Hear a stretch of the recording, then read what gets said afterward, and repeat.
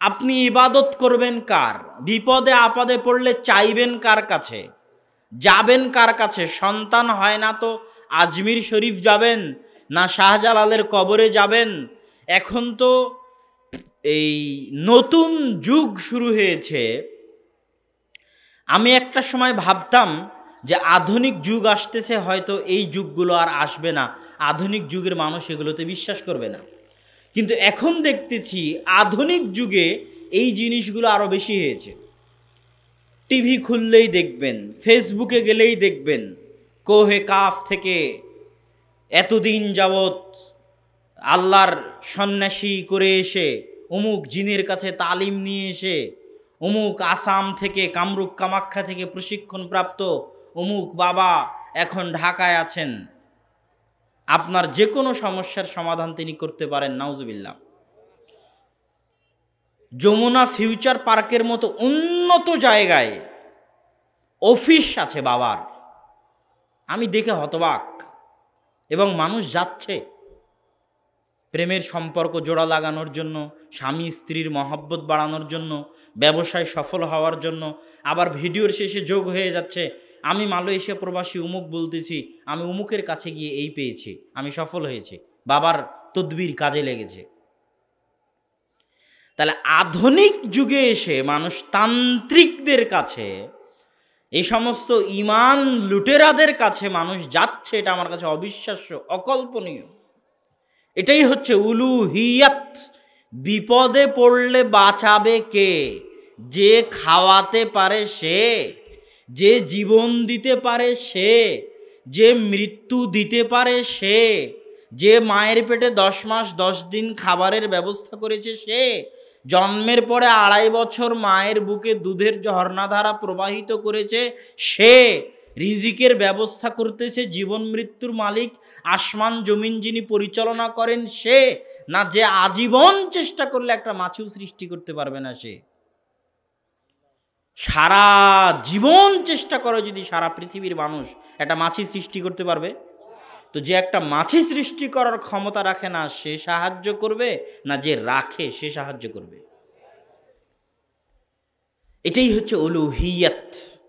আল্লাহ সুবহানাহু তাআলার উলুহিয়াতে সরিষা সমপরিমাণ অংশীদারিত্ব আল্লাহ বরদাস্ত করবেন না। আশহাদু আল্লা ইলাহা ইল্লাল্লাহু ওয়াহদাহু লা শারীকা লাহ, আল্লাহর কোনো অংশীদার নেই। সবাইকে একটু সামনের দিকে এগিয়ে বসে বলার জন্য অনুরোধ করা হচ্ছে কর্তৃপক্ষের পক্ষ থেকে। পিছনে একটু জায়গার সংকট, সবাই একটু হালকা হলেও একটু সামনে চাপেন।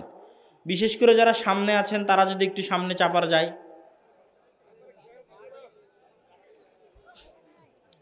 1 ইঞ্চি 1 ইঞ্চি করে হলেও পিছনে 2 কাতার বের হবে।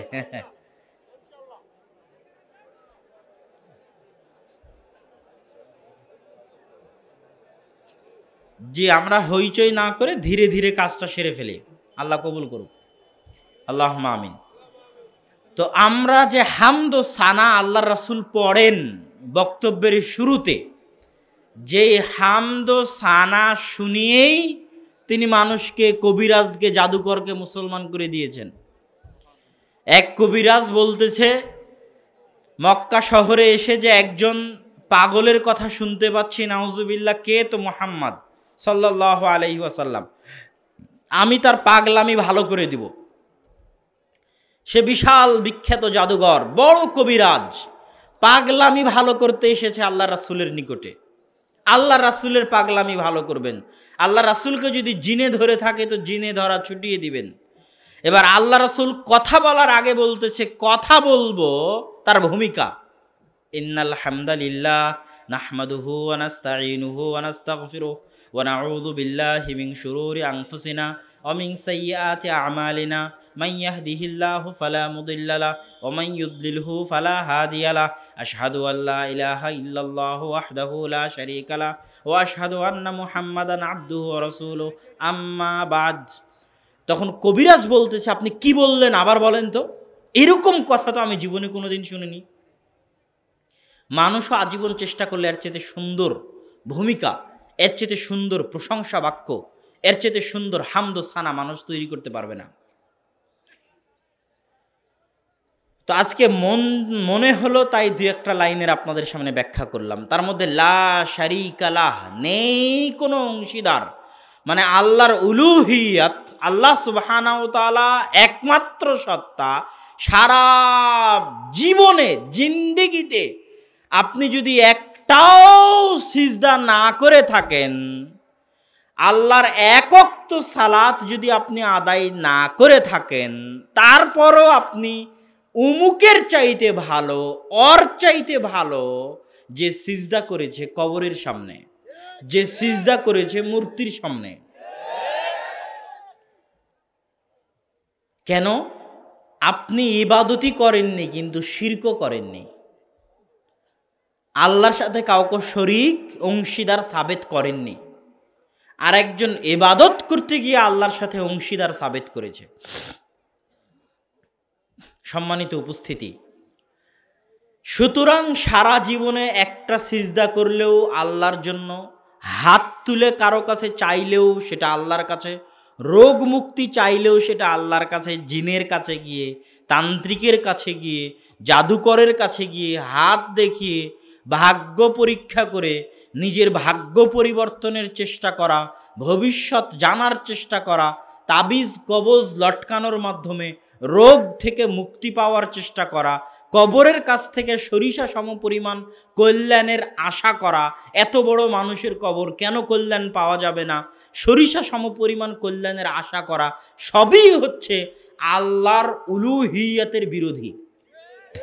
এই জন্য আল্লাহ সহ্য করেন না। এই জন্য আল্লাহ বলেছেন, ইন্নাল্লাহা লা ইয়াগফিরু আন ইউশরাকা বিহি ওয়া ইয়াগফিরু মা দুনা যালিকা লিমান ইয়াশা। সব গুনাহ ক্ষমা করতে রাজি আছি, কিন্তু আমার উলুহিয়াত বিরোধী যা কিছু আছে তা ক্ষমা করব না। আল্লাহর উলুহিয়াতের বিরোধী আরেকটা জিনিস, আল্লাহ সুবহানাহু ওয়া তাআলা যেই মাপের সম্মান পাওয়ার যোগ্য, ওই মাপের সম্মান যদি আপনি কাউকে দেন, তো এটাও আল্লাহর উলুহিয়াত বিরোধী। যেমন আপনি একটা ছবি ঝুলিয়ে রাখলেন, একটা মূর্তি বানিয়ে তাকে সম্মান করবেন মনে করলেন, ইট পাথরের মূর্তিকে আপনি ইবাদত করেন না, তার কাছে কিছু চান না, কিন্তু স্মরণ করার জন্য বানিয়ে রাখতেছেন, সম্মান করবেন তাই, মর্যাদা দিবেন তাই, ফুল চড়াবেন তাই, ইবাদত নয়। বাপের মূর্তি, বাপের ছবি বানিয়ে রেখেছেন বাড়িতে, সেখানে সম্মান করবেন তাই, স্মরণ করবেন তাই, এগুলো সবই ওই জীবজন্তু প্রাণীরও যদি মূর্তি হয় আপনার শোকেজে থাকা, তো এগুলো সবই আল্লাহর উলুহিয়াত বিরোধী। আল্লাহর উলুহিয়াতকে চ্যালেঞ্জ করা। কেন চ্যালেঞ্জ করা? মানুষ কি মানুষের মতো সৃষ্টি তৈরি করতে পেরেছে? আর একটা মানুষ পারেনি, পারবেও না, এটা মানুষের পক্ষে সম্ভবও নয়। মানুষকে আল্লাহ সুবহানাহু ওয়া তাআলা যে চোখ দিয়েছে, এই চোখ দিয়ে মানুষ যত সুন্দর রাতের দৃশ্য দেখতে পায়, পৃথিবীর কোনো ক্যামেরায় রাতের দৃশ্য ওভাবে ধারণ করতে পারে না। কেননা মানুষের চোখে যে মেগাপিক্সেল আছে, ওই ক্যামেরাগুলোতে সেটা নাই। এই জন্য রাতের দৃশ্য আপনি গুগলে গিয়ে সার্চ দিলে দেখবেন সব ফটোশপ করে তৈরি করা, কম্পিউটারে ডিজাইন করে তৈরি করা। রিয়াল রাতের যে দৃশ্য আপনি আকাশে দেখেন, ওই দৃশ্য পৃথিবীর কোনো ক্যামেরা আপনাকে দেখাতে পারবে না ছবি তুলে। তার মানে মানুষের চোখের মতো ক্যামেরা মানুষ তৈরি করতে পারেনি, এবং মানুষের ব্রেনের মতো মেধা মানুষ তৈরি করতে পারেনি। রোবট যতটুকু আপনি তাকে করে দিবেন, ততটুকু, যতটুকু প্রোগ্রাম আপনি সেট করে দিবেন, সেই প্রোগ্রামের উপরেই সে চলতে পারবে। আর মানুষ জন্মের পর থেকে নিজে নিজে শিখে। আপনি আরও শিখেন, আরও শিখতে পারবেন, আরও শিখেন, আরও শিখতে পারবেন, আরও শিখেন, আরও শিখতে পারবেন। মানুষের এই মেধা এত শক্তিশালী, এত মজবুত, যে মানুষ যদি 500 থেকে 700 বছর জীবিত থাকতো, তো এই 500-700 বছরে তার দেখা ঘটনা, তার নাম, তার আত্মীয় স্বজন, ইতিহাস সব কিছু বিনা ভুলে মানুষের মেধা ধরে রাখতে পারত। এত পাওয়ারফুল মানুষের মেধা। নূহ আলাইহিস সালাম 900 বছর বাঁচেনি, তো 900 বছরের ঘটনা তার মাথা ধরে রাখেনি? কথা বুঝতে পারেননি মনে হয়। বিজ্ঞানও বলতেছে যে মানুষের মেধা এত মজবুত যে 1000 বছরের মেমোরি মানুষ ধরে রাখতে পারবে। 1000 বছর। 1000 বছর যা ঘটবে দুনিয়া, তারা 1000 বছর যদি আপনি বেঁচে থাকেন তো 1000 বছরের সব ঘটনা স্মরণ রাখতে পারবেন, এত পাওয়ারফুল। মানুষ সরিষা সমপরিমাণও তার মেধা ব্যবহার করে না। এই জন্য আমার একজন বন্ধু বলতেন যে অত্যধিক পড়াশোনা করলে, অত্যধিক পরিশ্রম করে জ্ঞান অর্জন করলে মানুষের ব্রেন কোনো সময় ক্লান্ত হয় না, মানুষের মন ও শরীর ক্লান্ত হয়। আমার বন্ধুর নাম নানজুম আঞ্জি, প্রচুর পরিশ্রম করতে পারে। ওকে আমি জিজ্ঞেস করেছিলাম, তখন পরে আমি ভেবে চিন্তে দেখেছি এই কথা ঠিক। আপনি সারা রাত জেগে পড়ছেন, বলবেন যে আমার মাথা নষ্ট হয়ে গেল, ব্রেন নষ্ট হয়ে গেল। আপনার ব্রেনে কোনো প্রবলেম হয় না, মনে প্রবলেম হয়, শরীরে প্রবলেম হয়। ব্রেন অনেক শক্তিশালী এবং অনেক পাওয়ারফুল। তো মানুষের মতো কোনো সৃষ্টি কি মানুষ বানাতে পেরেছে? পারেনি। তাহলে সেই মানুষ আর একটা মানুষের মূর্তি বানাবে এবং দেখাবে যে সে বানাতে পারতেছে। আল্লাহ সুবহানাহু ওয়া তাআলা যে হাত বানিয়েছেন সেই হাতের মতো হাত, আল্লাহ যে চোখ বানিয়েছেন সেই চোখের মতো চোখ, এটা আল্লাহ সুবহানাহু ওয়া তাআলা বরদাস্ত করেন না।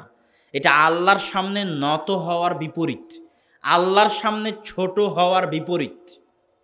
আল্লাহর কোনো সৃষ্টি জীব যার প্রাণ আছে, রূহ আছে, যেখানে ফেরেশতা এসে রূহ দিয়ে গেছে, বিজ্ঞান সব রহস্য ভেদ করতে পেরেছে, রূহের রহস্য ভেদ করতে পারে না। আমাকে আপনাকে বিজ্ঞান বাঁচিয়ে রাখতে পারবে? যখন মারা যাব তখন রূহ কোন দিক দিয়ে গেল, রূহ পারবে না। এই রূহের রহস্য বিজ্ঞান ভেদ করতে পারেনি। যখন 440 হয় তখন ফেরেশতা এসে মায়ের পেটে রূহ ফুঁকে দিয়ে যায়। ওই ফেরেশতাই আবার যখন মৃত্যুর সময় হয় তখন রূহ কবজ করে নিয়ে যায়। তাহলে যে জিনিসগুলোতে রূহ দেওয়া আছে ওই জিনিসগুলো তৈরি করার চেষ্টা করা আল্লাহর উলুহিয়ত বিরোধী। ওই জিনিসগুলো বানিয়ে সম্মান করা আল্লাহর উলুহিয়ত বিরোধী। এই জন্য এই জাতীয় জিনিস যেখানে আছে সেখানে ফেরেশতা, রহমতের ফেরেশতা প্রবেশ করে না। লা তাদখুলুল মালাইকাতু ফি বাইতিন, ওই বাড়িতে রহমতের ফেরেশতা প্রবেশ করে না যে বাড়িতে আছে কুকুর, যে বাড়িতে আছে ছবি মূর্তি। তাহলে ওই বাড়িতে থাকবে কে? কে থাকবে বলেন? শয়তান। মুখের কথা নয়, বাস্তব। শয়তান বাস্তব জিনিস, ওভাবে বলা ঠিক নয়, কিন্তু আমি বুঝানোর জন্য বলতেছি। ছোট বাচ্চারা যখন গেম খেলে তখন গেমে একজন নায়ক থাকে, তার একজন শত্রু থাকে, যাকে তাকে হত্যা করতে হয়, বাঁচতে হয়, মারতে হয়, ওইভাবে প্রোগ্রাম সেট করা থাকে। তো আল্লাহ সুবহানাহু ওয়া তাআলা মানুষকে দুনিয়াতে পাঠাচ্ছেন, এটা খেলতামাশা নয়। কি নয়? আল্লাহ মানুষকে আবাসা, খেলনা করে সৃষ্টি করেননি। বানালাম একটা বালু দিয়ে ঘর, লাথি দিয়ে ভেঙে দিলাম, এরকম খেলনা করে আল্লাহ সুবহানাহু ওয়া তাআলা সৃষ্টি করেননি। এত সুনিয়ন্ত্রিত, এত উন্নত মানের ম্যানেজমেন্ট, এত উন্নত মানের পরিকল্পনা এবং সুচারুরূপে বাস্তবায়ন করা মানুষের ক্ষেত্রে যেটা আল্লাহ সুবহানাহু ওয়া তাআলা করেছেন সেটা পৃথিবীতে আর কেউ কোনো কিছুর ক্ষেত্রে করতে পারবে না। যেমন আজকের একটা প্রোগ্রাম আয়োজন করতে গিয়ে সুচারুরূপের ম্যানেজমেন্ট যদি না থাকে তাহলে প্রোগ্রাম আয়োজন করা সম্ভব হবে না। কতদিন আগে তাঁবু টাঙ্গাতে হবে, প্রোগ্রামের আসতে আসতে নিচের পিছনের ব্যানারটা ঠিক করতে হবে, মাইক কবে ভাড়া করতে হবে, কে কে আলোচনা দিবে, কোথায় পোস্টার মারতে হবে, কোথায় মারতে হবে না, আলোচনা কয়টা থেকে শুরু হবে, কয়টা শেষ হবে, সিসি ক্যামেরা লাগানো লাগবে কিনা, প্রশাসনের অনুমতি লাগবে কিনা, এগুলো টাইম টু টাইম না হলে কি প্রোগ্রাম চলবে? এই সামান্য একটা প্রোগ্রামকে যদি আপনি এত সুচারুরূপে, এত টাইম টু টাইম পরিকল্পনা মাফিক ম্যানেজ করেন, তো আল্লাহ সুবহানাহু ওয়া তাআলার মানুষকে সৃষ্টি করা আপনার এই প্রোগ্রাম আয়োজন করার চাইতে 1000 গুণ, লাখো গুণ, কোটি গুণ শক্তিশালী ম্যানেজমেন্টের মাধ্যমে আল্লাহ করে থাকেন। এই জন্য আল্লাহ আপনার প্রতিটা ধাপ, প্রতিটা পদক্ষেপ, আপনার মুখের প্রতিটা কথা সবকিছু অন দ্য রেকর্ডেড এবং পুরো পরিকল্পনা মাফিক।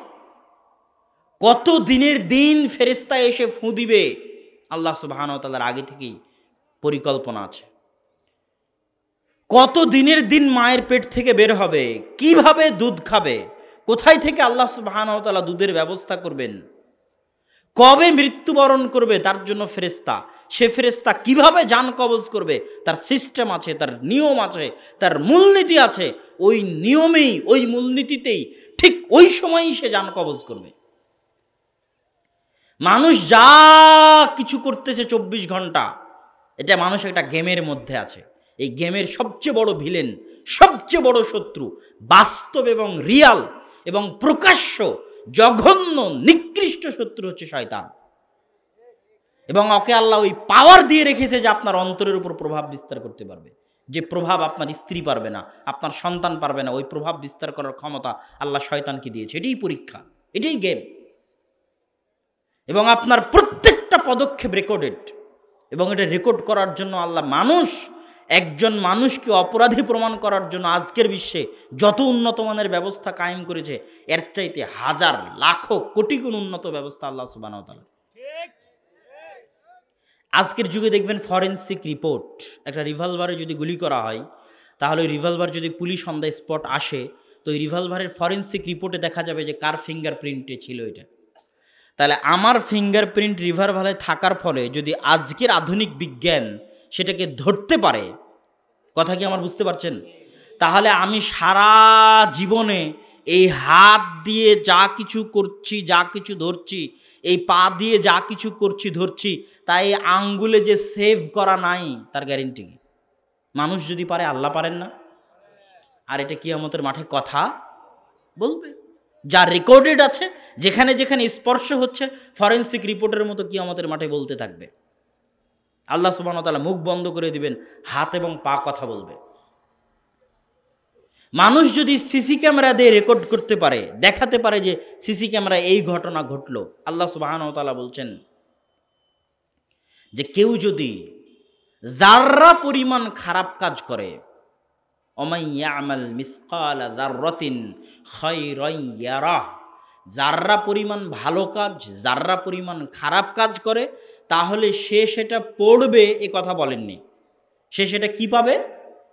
দেখতে পাবে। কি বলেছেন আল্লাহ কোরআনে? দেখতে পাবে। কিয়ামতের মাঠে সে সেটা দেখতে পাবে। তো মানুষ যদি সিসি ক্যামেরা দিয়ে আপনার কাজ সংরক্ষণ করতে পারে, তো আল্লাহ সুবহানাহু ওয়া তাআলা আপনাকে আপনার কাজ দেখাতে পারবেন না? পারবেন, অবশ্যই পারবেন।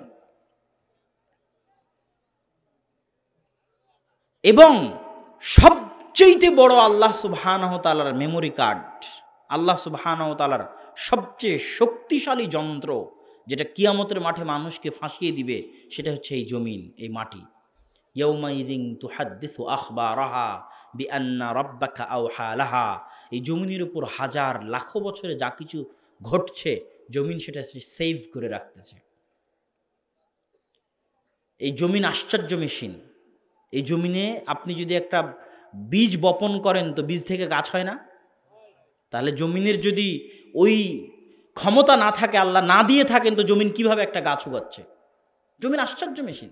যে জমিন আজকে গাছ উগাতে পারতেছে, যে জমিন আজকে গাছকে বড় করতে পারতেছে, ওই জমিন যে কিয়ামতের মাঠে আপনার গুনাহের কথা বলতে পারবে না, এর কোনো গ্যারেন্টি আছে? কোনো গ্যারেন্টি নেই। জমিন যদি অকেজো অপদার্থ হতো তাহলে একটা কথা ছিল, জমিন তো কাজ করছে। আপনি চোখের সামনে দেখতে পাচ্ছেন জমিনে বীজ ফেললেই বীজ হচ্ছে, ধান ফেললেই ধান হচ্ছে ওই কাদামাটি থেকেই। তাহলে জমিন কাজ করতেছে না? আজকে যে জমিন গাছ বপন করতে পারতেছে, উৎপন্ন করতে পারতেছে, এই ক্ষমতা আল্লাহ যে জমিনকে দিয়েছে, জমিন সব সেভ করে রাখতেছে, কিয়ামতের মাঠে বলবে।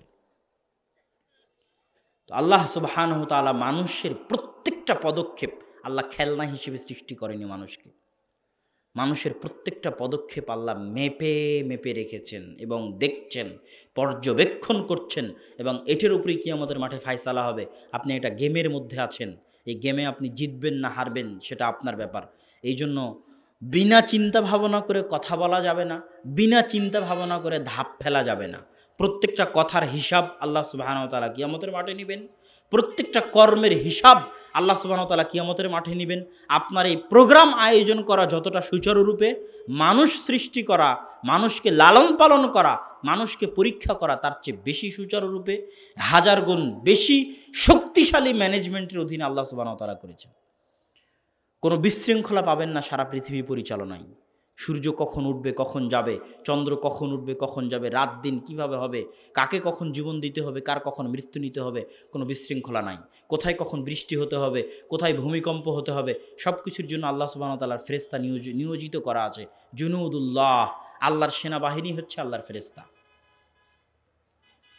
তো সম্মানিত উপস্থিতি, আমরা আলোচনা করছিলাম আল্লাহ সুবহানাহু ওয়া তাআলার উলুহিয়াত, আল্লাহ সুবহানাহু ওয়া তাআলার একত্ব, আল্লাহ সুবহানাহু ওয়া তাআলার অদ্বিতীয়ত্ব এবং উপাসনা ইবাদত পাওয়ার একমাত্র হকদার হচ্ছেন আল্লাহ সুবহানাহু ওয়া তাআলা। মানুষ দিনের পথে কিভাবে আসবে, আজকের বক্তব্যের যেটা মৌলিক আলোচনার বিষয়বস্তু, হামদ ও সানার সংক্ষিপ্ত ব্যাখ্যার পরে মানুষ দিনের পথে কিভাবে আসবে, মানুষ দিনের পথে আসার সবচেয়ে বড় মাধ্যম হচ্ছে জ্ঞান, আল ইলম।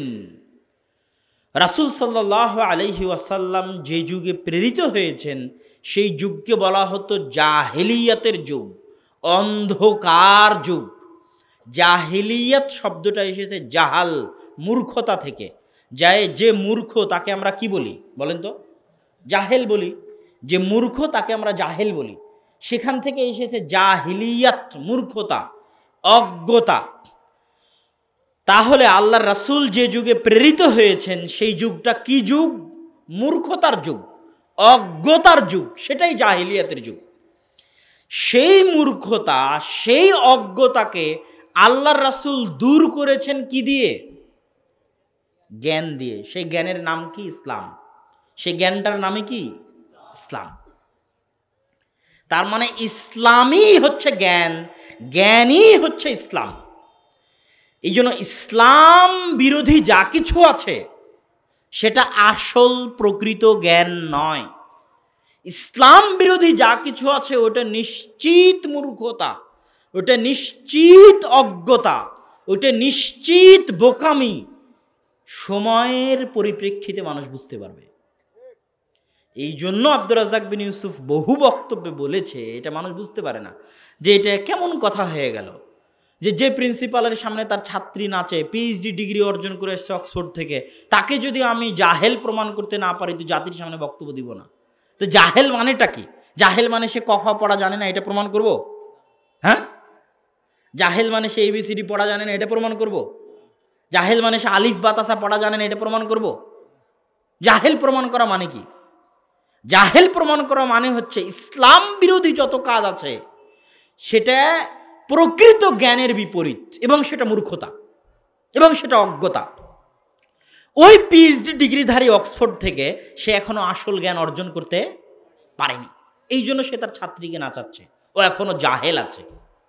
ইন্নামা ইয়াখশাল্লাহু মিন ইবাদিহিল উলামা, আল্লাহকে সবচেয়ে বেশি ভয় করে জ্ঞানীরা, মূর্খরা আল্লাহকে ভয় করে না। তাহলে ডিগ্রি জ্ঞানের মানদণ্ড নয়। আমি কামেল পাশ করেছি, মদিনা ইসলামী বিশ্ববিদ্যালয় থেকে পড়ে এসেছি, পড়ে এসে আমি সুদের নিয়ে ব্যস্ত আছি, জেনা নিয়ে ব্যস্ত আছি, অন্যায় কাজ নিয়ে ব্যস্ত আছি, মানুষের জমি মারধর নিয়ে ব্যস্ত আছি, মূর্তিতে ফুল দেওয়া নিয়ে ব্যস্ত আছি, কবরে ফুল দেওয়া নিয়ে ব্যস্ত আছি, তার মানে কি আমি জ্ঞানী? ইন্নামা ইয়াখশাল্লাহু মিন ইবাদিহিল উলামা, আল্লাহকে কারা ভয় করে? জ্ঞানীরা।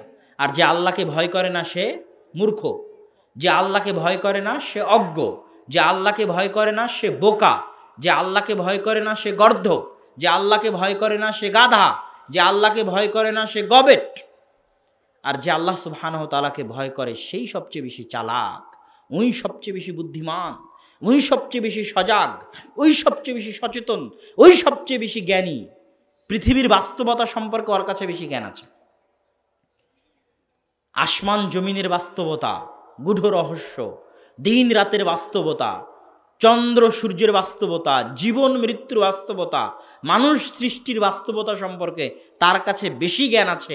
আল্লাহর সত্তা সম্পর্কে, আল্লাহর গুণ সম্পর্কে, আল্লাহর অস্তিত্ব সম্পর্কে তার কাছে বেশি জ্ঞান আছে, এই জন্য সেই রাস্তায় আছে।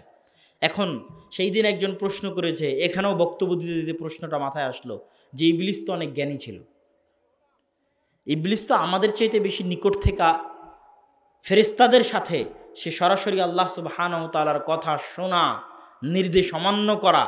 আমরা যতটা আল্লাহ সুবহানাহু ওয়া তাআলাকে চিনি তার চাইতে তো সে বেশি চিনত। তাহলে জ্ঞানী যদি মানুষের হক পথে আসার মানদণ্ড হয়, তাহলে সে কেন হক পথে আসলো না? জ্ঞান হক চিনার মানদণ্ড। জ্ঞান থাকলে মানুষ হক চিনতে পারবে। ইবলিসের জ্ঞান ছিল কোনটা হক সেটা ইবলিস জানতো। আরও যারা রাসূল সাল্লাল্লাহু আলাইহি ওয়াসাল্লামের যুগের মক্কার কাফের মুশরিক, তাদের কাছে জ্ঞান ছিল, তারা হক কোনটা সেটা জানতো। আজকের যুগেও যারা জ্ঞানী তারা হক কোনটা সেটা জানে। কিন্তু ইবলিস হক মানতে পারেনি কেন? ইগো হার্ট হয়েছে এই জন্য, তার ইগোতে আঘাত লেগেছে এই জন্য। ইগো বুঝেন তো? আত্ম অহংকার। মানুষের আত্ম অহংকারে আঘাত লাগলে, ইগোতে আঘাত লাগলে নিশ্চিত ক্ষতি জানার পরও মানুষ কাজ করে। কথার কথা আপনি দেখলেন আপনার স্ত্রী পর পুরুষের সাথে পরকীয়ায় লিপ্ত আছে, এটা আপনার ইগোতে চরম হার্ট করলো। আপনি করলেন কি? ওকে কাটে ফেলে দিয়ে ওর লাশ নিয়ে থানায় চলে গেলেন, গিয়ে বললেন আমি একে হত্যা করেছি, আমাকে ফাঁসি দিয়ে দাও। কথা কি বুঝতে পেরেছেন? আপনি জানেন যে তাকে হত্যা করার কারণে আমাকে ফাঁসি হয়ে যাবে, কিন্তু আপনার ইগো এত চরম পরিমাণে হার্ট হয়েছে যে আপনি ফাঁসি বরদাস্ত করে নেবেন, কিন্তু তারপরে এটা বরদাস্ত করতে পারবেন না। তো ইবলিসের ইগো চরমভাবে হার্ট হয়েছিল, আত্ম অহংকার চরমভাবে আঘাতপ্রাপ্ত হয়েছিল।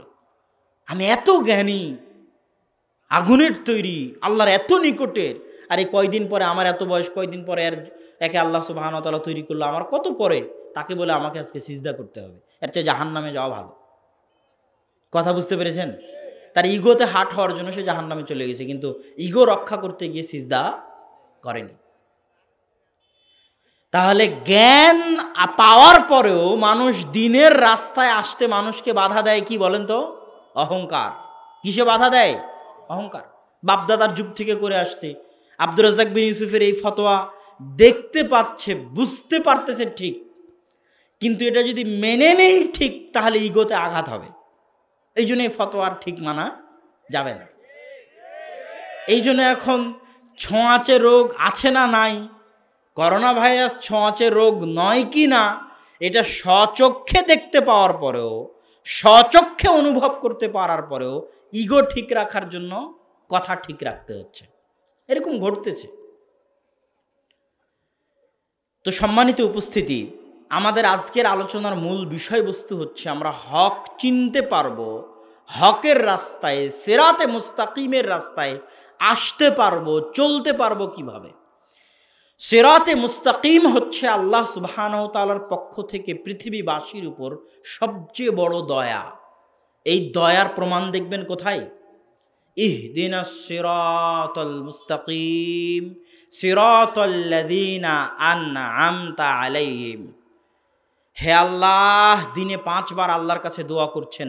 বেশি গুরুত্বপূর্ণ না হলে আল্লাহ এটা 5 বার দিতেন না। যে সূরা সালাত নাই সূরা ফাতিহা ছাড়া, গুরুত্বপূর্ণ দেখেই তো এই কথা বলা আছে। আর সেই সূরা ফাতিহার মূল কথাই তো সিরাতে মুস্তাকিম। মূল কথাই কি? সিরাতে মুস্তাকিম। তো সিরাতে মুস্তাকিমের সঙ্গে আল্লাহ কি বলছে? সিরাতাল লাযিনা আনআমতা আলাইহিম। সিরাতে মুস্তাকিম তারাই পায় যাদের উপর আল্লাহর দয়া আছে। আর সিরাতে মুস্তাকিম তারা পায় না যারা অভিশপ্ত এবং যারা পথভ্রষ্ট।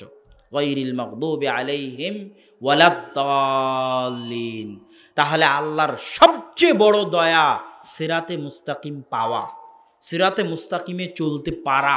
এই দয়াটা চাওয়ার জন্যই 5 ওয়াক্ত সালাতে আপনাকে বলতে হচ্ছে ইহদিনাস সিরাতাল মুস্তাকিম। আর এই রাস্তায় তারাই চলতে পারে যাদের উপর আল্লাহ দয়া করেছেন। সিরাতাল লাযিনা আনআমতা আলাইহিম, তারাই চলতে পারে যাদের উপর আল্লাহর কি আছে? দয়া আছে। কোটি টাকার মালিক হওয়া আল্লাহর দয়ার পরিচয় নয়।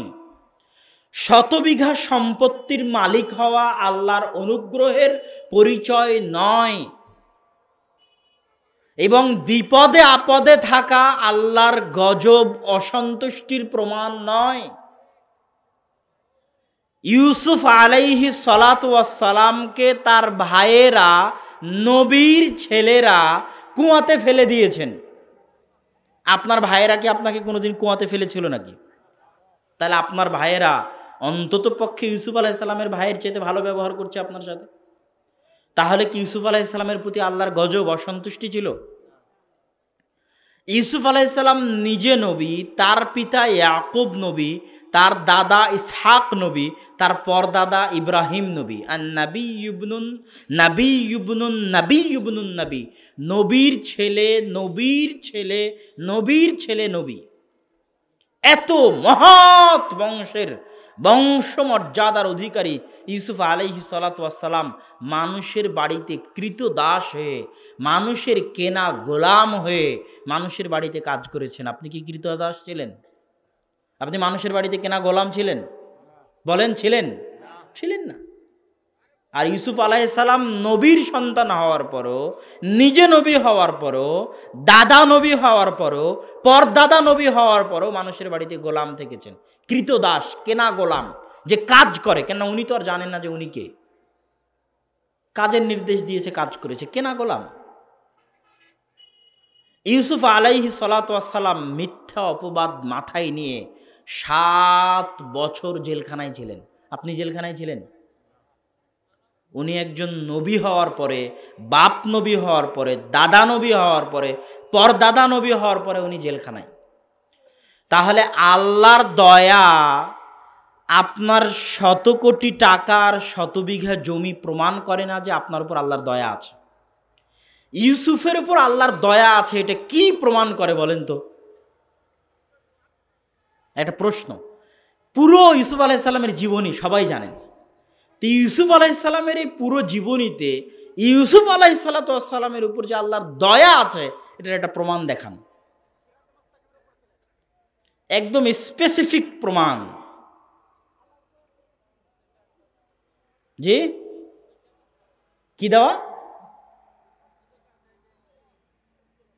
মাশাআল্লাহ, জেনা থেকে বাঁচিয়ে নেওয়া।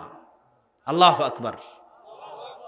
এটাই ইউসুফ আলাইহিস সালামের প্রতি আল্লাহর দয়ার প্রমাণ, যে আল্লাহ তাকে অসৎ পথ থেকে, খারাপ পথ থেকে, নিকৃষ্ট পথ থেকে বাঁচিয়ে নিয়েছেন।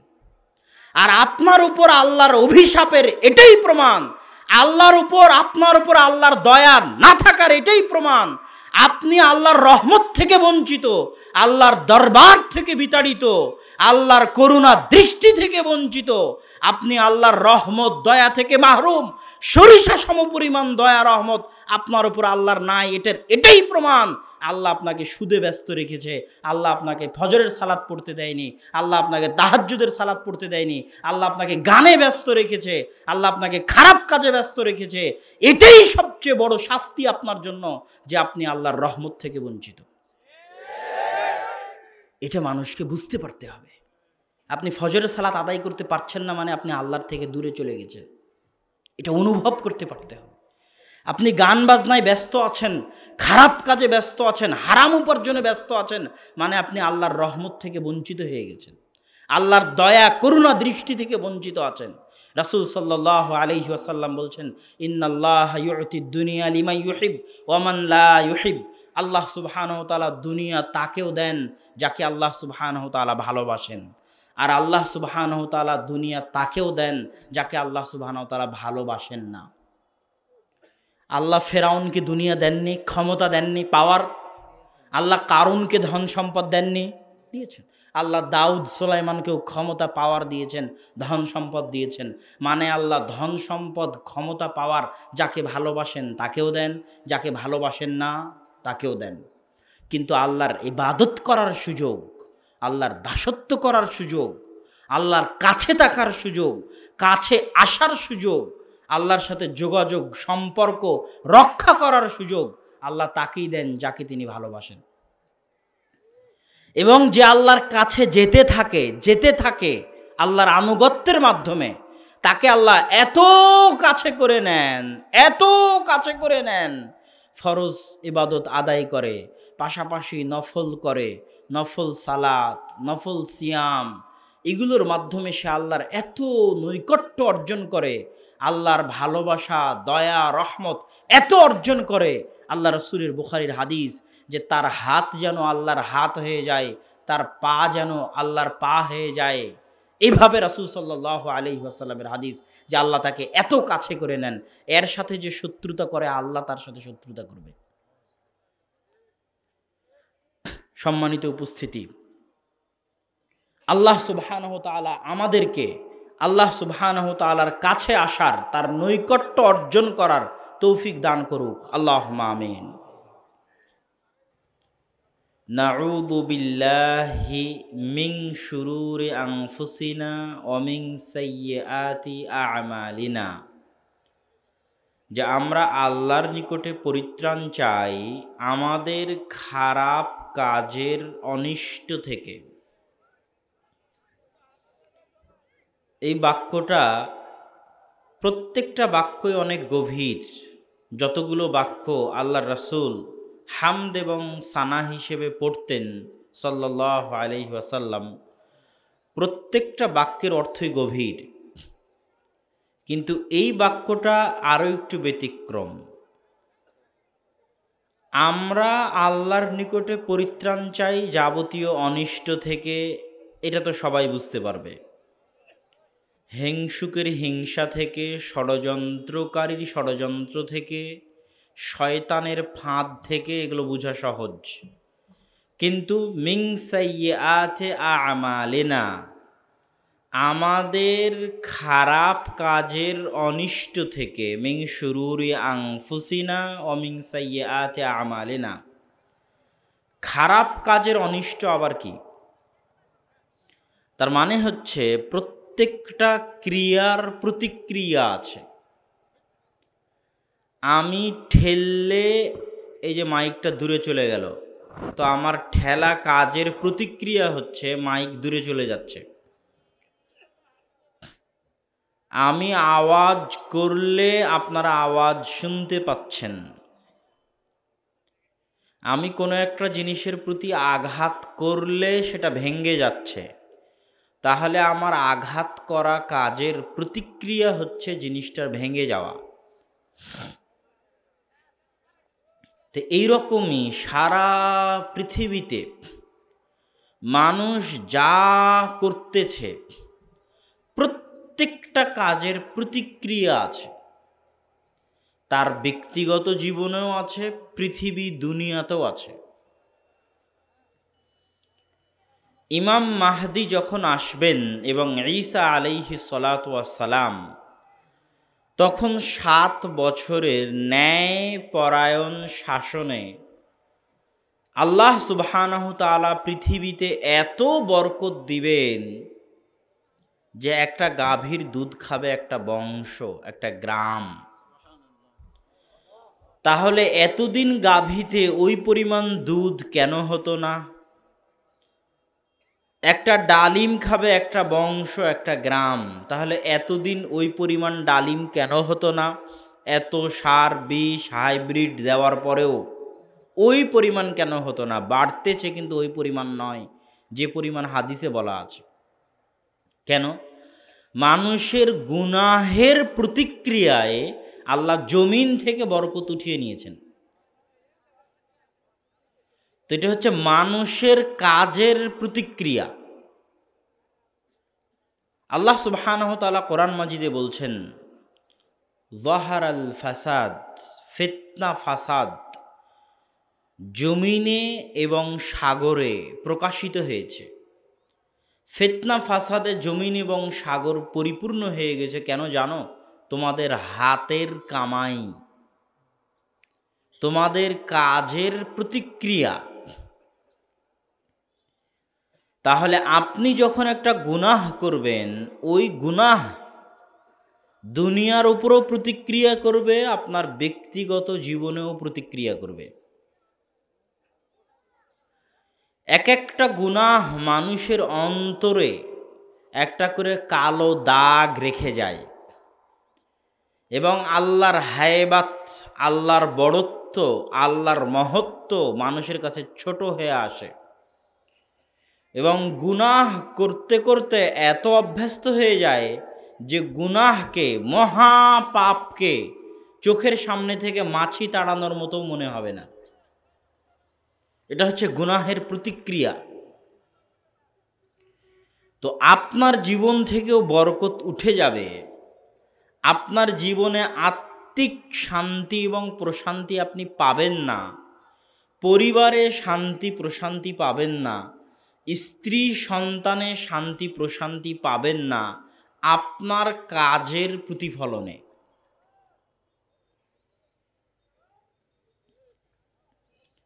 মানুষের নেক কাজেরও ফল আল্লাহ সুবহানাহু ওয়া তাআলা দিবেন, মানুষের খারাপ কাজেরও ফল আল্লাহ সুবহানাহু ওয়া তাআলা দিবেন, দুনিয়াতেও দিবেন, পরকালেও দিবেন। মুসা এবং খিজির আলাইহিস সালাতু ওয়াস সালাম যে সফরে ছিলেন, সেই সফরে যেই গ্রামে গিয়ে তারা খাবার চেয়েছিলেন, সেই গ্রামের মানুষ খাবার দিতে অস্বীকার করেছিল। আমি আপনাদের গ্রামে আসলাম দাওয়াতি কাজে, এসে বললাম যে খাবার নাই, খাবার দেন একটা মসজিদে উঠে। তো ওই গ্রামের সমাজের মানুষজন খাদ্য দিতে অস্বীকার করলো। আমি ওই গ্রামেরই, ওই সমাজেরই একটা মানুষের বাড়ি নিজের পরিশ্রমে না খেয়ে নিজের খেটে তৈরি করে দিচ্ছি। তখন মুসা আলাইহিস সালাম বলছেন, যেই গ্রামের মানুষ খেতে দিল না, সেই গ্রামের মানুষের বাড়ি আপনি কেন সংশোধন করে দিচ্ছেন? তো মুসা আলাইহিস সালাতু ওয়াস সালামের তিনটে প্রশ্নের উত্তর যখন বিচ্ছিন্ন হওয়ার আগে একসাথে দিচ্ছেন খিজির আলাইহিস সালাম, তখন তিনি বলছেন, কানা আবাওয়াহুমা সালেহা ওয়া তাহতাহু কানজুন লাহুমা। এই যে বাড়িটা আমি ঠিক করে দিচ্ছি, এই বাড়ির মালিক দুইজন ইয়েতিম, এবং দুইজন ইয়েতিমের জন্য তার বাপ দাদার রেখে যাওয়া সম্পদ লুকায়িত আছে এই মাটির নিচে। তো আমি কেন সংশোধন করে দিচ্ছি জানো? কানা আবাওয়াহুমা সালেহা, তার পিতা মাতা দাদা দাদি সৎ ছিল, তাদের দোয়া এবং সততার বরকতে আল্লাহ আমাকে দিয়ে আর তোমার মতো নবীকে দিয়ে দুইজন ইয়েতিমের সম্পদের হেফাজত করিয়ে নিচ্ছেন। কেন? তার পিতা মাতা দাদা দাদির রেখে যাওয়া আমল, সততা, দোয়ার বরকত। তাহলে দুনিয়াতে মানুষ প্রত্যেকটা কাজের প্রতিক্রিয়া দেখতে পাবে। যেমন সমাজে একটা কথা প্রচলিত আছে এবং এটা শতভাগ বাস্তব, আপনি যদি আপনার পিতা মাতাকে কষ্ট দেন, আপনার সন্তান আপনাকে কষ্ট দিবে। এটা হচ্ছে আপনার কাজের প্রতিক্রিয়া। আর দুনিয়াতে যেই কাজের শাস্তি আল্লাহ সবচেয়ে দ্রুত দেন, সহিহ ইবনে হিব্বানের হাদিস, যে আজাল, সবচেয়ে দ্রুত মানুষের যে কাজের শাস্তি আল্লাহ দুনিয়াতেই দেন, এত দ্রুত কোনো কাজের শাস্তি আল্লাহ সুবহানাহু ওয়া তাআলা দুনিয়াতে দেন না।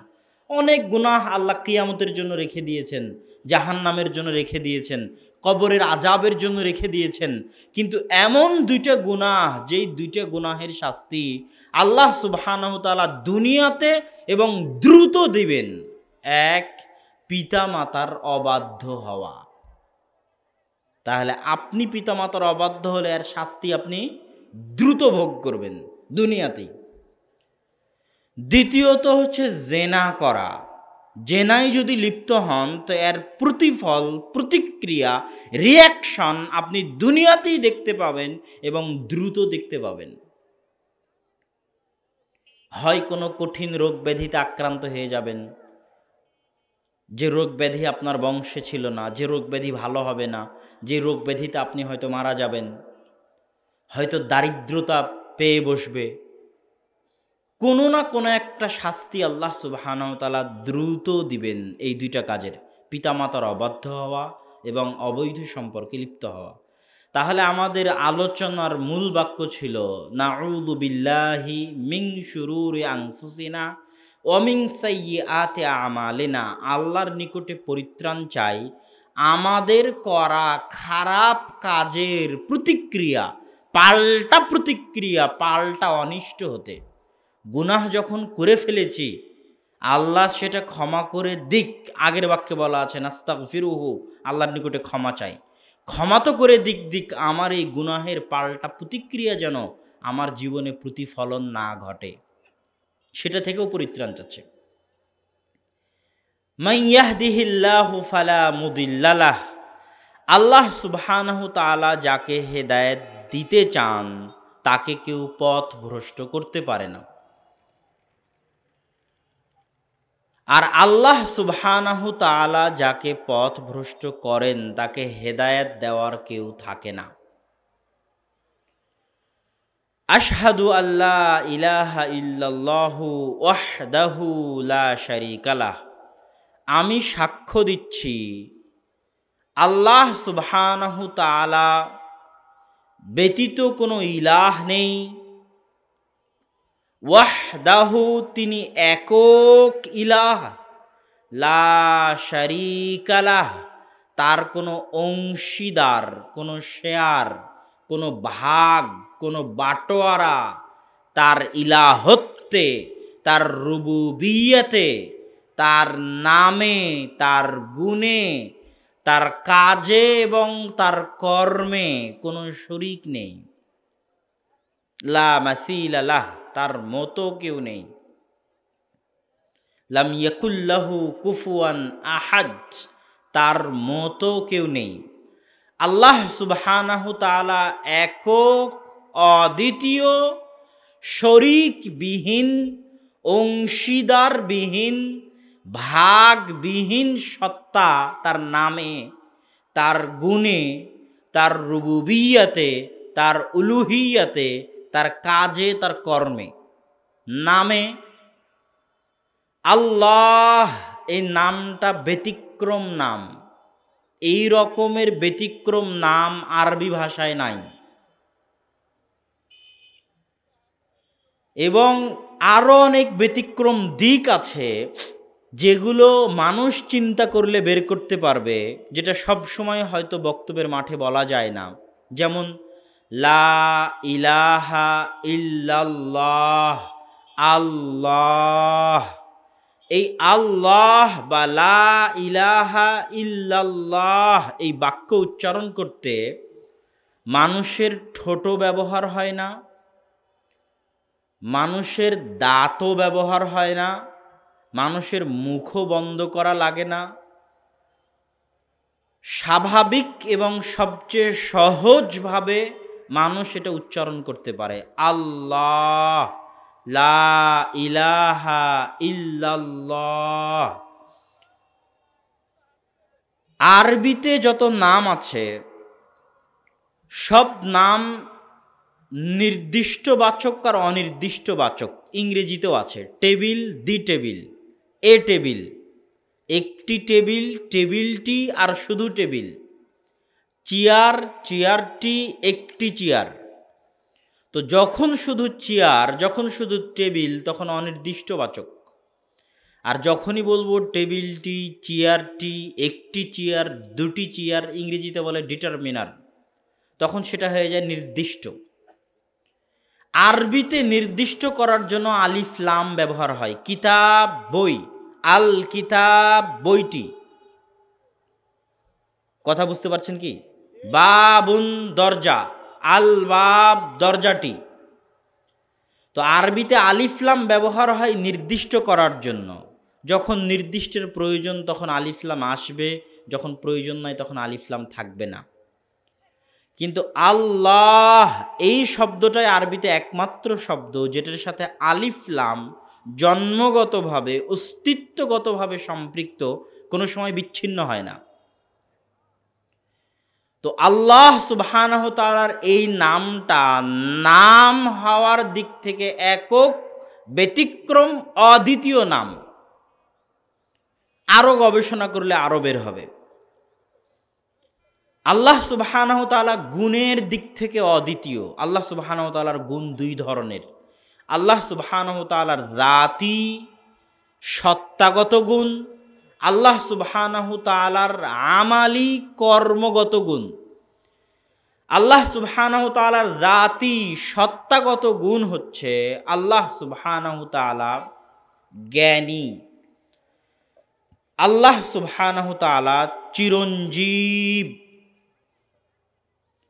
আল্লাহ সুবহানাহু তাআলার হাত আছে, আল্লাহ সুবহানাহু তাআলার চোখ আছে, তবে তার মতো, আমার আপনার মতো, অমুকের মতো, তমুকের মতো এটা নয়, কেননা তার মতো কেউ নেই।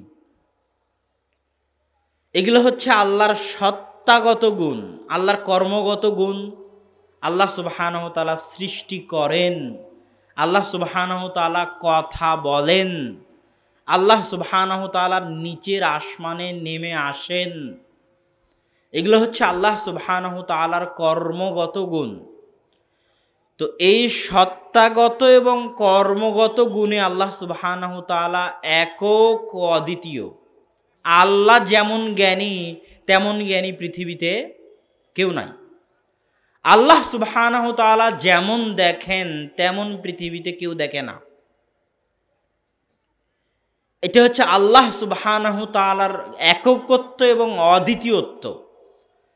আর সবচেয়ে বড় এককত্ব এবং অদ্বিতীয় হচ্ছে আল্লাহর উলুহিয়াতে আর আল্লাহর রুবুবিয়াতে। রুবুবিয়াত মানে রব, লালন পালন করেন যিনি, খাওয়ান যিনি, রিজিক দিয়েছেন যিনি, অক্সিজেন দেন যিনি, হায়াত দিয়েছেন যিনি, সৃষ্টি করেছেন যিনি, তিনি হচ্ছেন রব, লালন পালন কর্তা। বাপ মা সন্তান সন্ততিকে যেভাবে লালন পালন করে, আল্লাহ সুবহানাহু তাআলা তার চেয়ে বেশি ভালোবাসা, বেশি আদর, বেশি যত্ন দিয়ে মানুষকে লালন পালন করেন। এবং মানুষের জন্যই আল্লাহ সারা পৃথিবী সৃষ্টি করেছেন। জমিন কার জন্য সৃষ্টি করা? মানুষের জন্য। আসমান বৃষ্টি বর্ষণ করে কার জন্য? সূর্য তাপ দেয় কার জন্য? চন্দ্র রাত্রে উঠে কার জন্য? মানুষের জন্য। এই যে গবাদি পশু, গরু, ছাগল, মহিষ, ভেড়া, ঘোড়া, উট, এগুলো আল্লাহ কার জন্য করেছেন? মানুষের জন্য। সারা পৃথিবীকে আল্লাহ মানুষের খেদমতে লাগিয়ে রেখেছেন, মানুষের দাসত্বে লাগিয়ে রেখেছেন। কেন? যাতে মানুষ আল্লাহর দাসত্ব করে। তো এই যে আল্লাহ সুবহানাহু ওয়া তাআলা হচ্ছেন রব, এটা হচ্ছে রুবুবিয়াত। এবার উলুহিয়াত, আপনি ইবাদত করবেন কার? বিপদে আপদে পড়লে চাইবেন কার কাছে? যাবেন কার কাছে? সন্তান হয় না তো আজমির শরীফ যাবেন, না শাহজালালের কবরে যাবেন? এখন তো এই নতুন যুগ শুরু হয়েছে। আমি একটা সময় ভাবতাম যে আধুনিক যুগ আসতেছে, হয়তো এই যুগগুলো আর আসবে না, আধুনিক যুগের মানুষ এগুলোতে বিশ্বাস করবে না। কিন্তু এখন দেখতেছি আধুনিক যুগে এই জিনিসগুলো আরও বেশি হয়েছে। টিভি খুললেই দেখবেন, ফেসবুকে গেলেই দেখবেন, কোহে কাফ থেকে এতদিন যাবৎ আল্লাহর সন্ন্যাসী করে এসে, অমুক জিনের কাছে তালিম নিয়ে এসে, অমুক আসাম থেকে, কামরূপ কামাখ্যা থেকে প্রশিক্ষণপ্রাপ্ত অমুক বাবা এখন ঢাকায় আছেন, আপনার যে কোনো সমস্যার সমাধান তিনি করতে পারেন। নাউজুবিল্লাহ। যমুনা ফিউচার পার্কের মতো উন্নত জায়গায় অফিস আছে বাবার, আমি দেখে হতবাক। এবং মানুষ যাচ্ছে প্রেমের সম্পর্ক জোড়া লাগানোর জন্য, স্বামী স্ত্রীর মহব্বত বাড়ানোর জন্য, ব্যবসায় সফল হওয়ার জন্য। আবার ভিডিওর শেষে যোগ হয়ে যাচ্ছে, আমি মালয়েশিয়া প্রবাসী উমুক বলতেছি, আমি উমুকের কাছে গিয়ে এই পেয়েছি, আমি সফল হয়েছি, বাবার তদবির কাজে লেগেছে। তাহলে আধুনিক যুগে এসে মানুষ তান্ত্রিকদের কাছে, এই সমস্ত ইমান লুটেরাদের কাছে মানুষ যাচ্ছে, এটা আমার কাছে অবিশ্বাস্য, অকল্পনীয়। এটাই হচ্ছে উলুহিয়াত। বিপদে পড়লে বাঁচাবে কে? যে খাওয়াতে পারে সে, যে জীবন দিতে পারে সে, যে মৃত্যু দিতে পারে সে, যে মায়ের পেটে 10 মাস 10 দিন খাবারের ব্যবস্থা করেছে সে, জন্মের পরে 2.5 বছর মায়ের বুকে দুধের ঝর্ণাধারা প্রবাহিত করেছে সে, রিজিকের ব্যবস্থা করতেছে, জীবন মৃত্যুর মালিক আসমান জমিন যিনি পরিচালনা করেন সে, না যে আজীবন চেষ্টা করলে একটা মাছিও সৃষ্টি করতে পারবে না সে? সারা জীবন চেষ্টা করে যদি সারা পৃথিবীর মানুষ একটা মাছি সৃষ্টি করতে পারবে? তো যে একটা মাছি সৃষ্টি করার ক্ষমতা রাখে না সে সাহায্য করবে, না যে রাখে সে সাহায্য করবে? এটাই হচ্ছে উলুহিয়ত। আল্লাহ সুবহানাহু তাআলার উলুহিয়তে সরিষা সমপরিমাণ অংশীদারিত্ব আল্লাহ বরদাস্ত করবেন না। আশহাদু আল্লা ইলাহা ইল্লাল্লাহু ওয়াহদাহ লা শারীকা লাহ, আল্লাহর কোনো অংশীদার নেই। সবাইকে একটু সামনের দিকে এগিয়ে বসে বলার জন্য অনুরোধ করা হচ্ছে কর্তৃপক্ষের পক্ষ থেকে। পিছনে একটু জায়গার সংকট, সবাই একটু হালকা হলেও একটু সামনে চাপেন। বিশেষ করে যারা সামনে আছেন তারা যদি একটু সামনে চাপার যায়।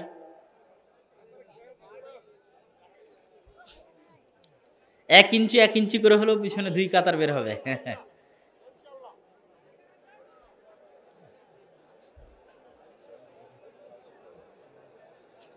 জি, আমরা হইচই না করে ধীরে ধীরে কাজটা সেরে ফেলি। আল্লাহ কবুল করুক, আল্লাহুম্মা আমিন। তো আমরা যে হামদ ও সানা আল্লাহর রাসূল পড়েন বক্তব্যের শুরুতে, যে হামদ ও সানা শুনিয়েই তিনি মানুষকে, কবিরাজকে, জাদুকরকে মুসলমান করে দিয়েছেন। এক কবিরাজ বলতেছে মক্কা শহরে এসে যে একজন পাগলের কথা শুনতে পাচ্ছি, নাউজুবিল্লাহ, কে? তো মুহাম্মদ সাল্লাল্লাহু আলাইহি ওয়াসাল্লাম। আমি তার পাগলামি ভালো করে দিব। সে বিশাল বিখ্যাত জাদুঘর, বড় কবিরাজ, পাগলামি ভালো করতে এসেছে আল্লাহ রাসূলের নিকটে। আল্লাহ রাসূলের পাগলামি ভালো করবেন। আল্লাহ রাসূলকে যদি জিনে ধরে থাকে তো জিনে ধরা ছুটিয়ে দিবেন। এবার আল্লাহ রাসূল কথা বলার আগে বলতেছে, কথা বলবো তার ভূমিকা। ইন্নাল হামদালিল্লাহ নাহমাদুহু ওয়া নাস্তাঈনুহু ওয়া নাস্তাগফিরুহু ওয়া নাউযু বিল্লাহি মিন শুরুরি আনফুসিনা ওয়া মিন সাইয়্যাতি আ'মালিনা মান ইয়াহদিহিল্লাহু ফালা মুদিল্লা লাহু ওয়া মান ইউদ্লিলহু ফালা হাদিয়া লাহু আশহাদু আল্লা ইলাহা ইল্লাল্লাহু ওয়াহদাহু লা শারীকা লাহু ওয়া আশহাদু আন্না মুহাম্মাদান আবদুহু ওয়া রাসূলুহু আম্মা বা'দ। তখন কবিরাজ বলতেছে, আপনি কি বললেন আবার বলেন তো? এরকম কথা তো আমি জীবনে কোনোদিন শুনিনি। মানুষও আজীবন চেষ্টা করলে এর চেয়ে সুন্দর ভূমিকা, এর চেয়ে সুন্দর প্রশংসা বাক্য, এর চেয়ে সুন্দর হামদ ও সানা মানুষ তৈরি করতে পারবে না। তো আজকে মনে হলো তাই 2-1 লাইনের আপনাদের সামনে ব্যাখ্যা করলাম। তার মধ্যে লা শারীকা লাহ, নেই কোনো অংশীদার, মানে আল্লাহর উলুহিয়ত, আল্লাহ সুবহানাহু ওয়া তাআলা একমাত্র সত্তা। সারা জীবনে জিন্দেগিতে আপনি যদি একটাও সিজদা না করে থাকেন, আল্লাহর এক ওয়াক্ত সালাত যদি আপনি আদায় না করে থাকেন, তারপরও আপনি উমুকের চাইতে ভালো, ওর চাইতে ভালো যে সিজদা করেছে কবরের সামনে, যে সিজদা করেছে মূর্তির সামনে। কেন?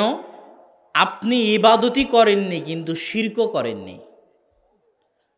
আল্লাহর সাথে কাউকে শরীক অংশীদার সাবেত করেননি। আর একজন ইবাদত করতে গিয়ে আল্লাহর সাথে অংশীদার সাবেত করেছে।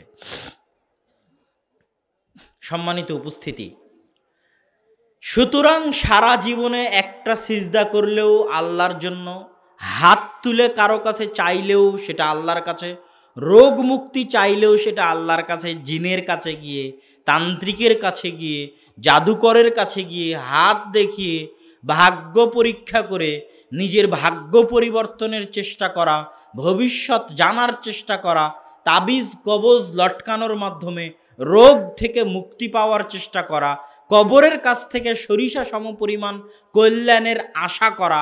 এত বড় মানুষের কবর, কেন কল্যাণ পাওয়া যাবে না? সরিষা সমপরিমাণ কল্যাণের আশা করা, সবই হচ্ছে আল্লাহর উলুহিয়তের বিরোধী। এই জন্য আল্লাহ সহ্য করেন না। এই জন্য আল্লাহ বলেছেন, ইন্নাল্লাহা লা ইয়াগফিরু আন ইউশরাকা বিহি ওয়া ইয়াগফিরু মা দুনা যালিকা লিমান ইয়াশা। সব গুনাহ ক্ষমা করতে রাজি আছি, কিন্তু আমার উলুহিয়ত বিরোধী যা কিছু আছে তা ক্ষমা করব না। আল্লাহর উলুহিয়তের বিরোধী আরেকটা জিনিস, আল্লাহ সুবহানাহু ওয়া তাআলা যেই মাপের সম্মান পাওয়ার যোগ্য, ওই মাপের সম্মান যদি আপনি কাউকে দেন তো এটাও আল্লাহর উলুহিয়াত বিরোধী। যেমন আপনি একটা ছবি ঝুলিয়ে রাখলেন, একটা মূর্তি বানিয়ে তাকে সম্মান করবেন মনে করলেন, ইট পাথরের মূর্তিকে আপনি ইবাদত করেন না, তার কাছে কিছু চান না, কিন্তু স্মরণ করার জন্য বানিয়ে রাখতেছেন, সম্মান করবেন তাই, মর্যাদা দিবেন তাই, ফুল চড়াবেন তাই, ইবাদত নয়। বাপের মূর্তি, বাপের ছবি বানিয়ে রেখেছেন বাড়িতে, সেখানে সম্মান করবেন তাই, স্মরণ করবেন তাই, এগুলো সবই ওই জীবজন্তু প্রাণীরও যদি মূর্তি হয় আপনার শোকেজে থাকা, তো এগুলো সবই আল্লাহর উলুহিয়াত বিরোধী। আল্লাহর উলুহিয়াতকে চ্যালেঞ্জ করা। কেন চ্যালেঞ্জ করা?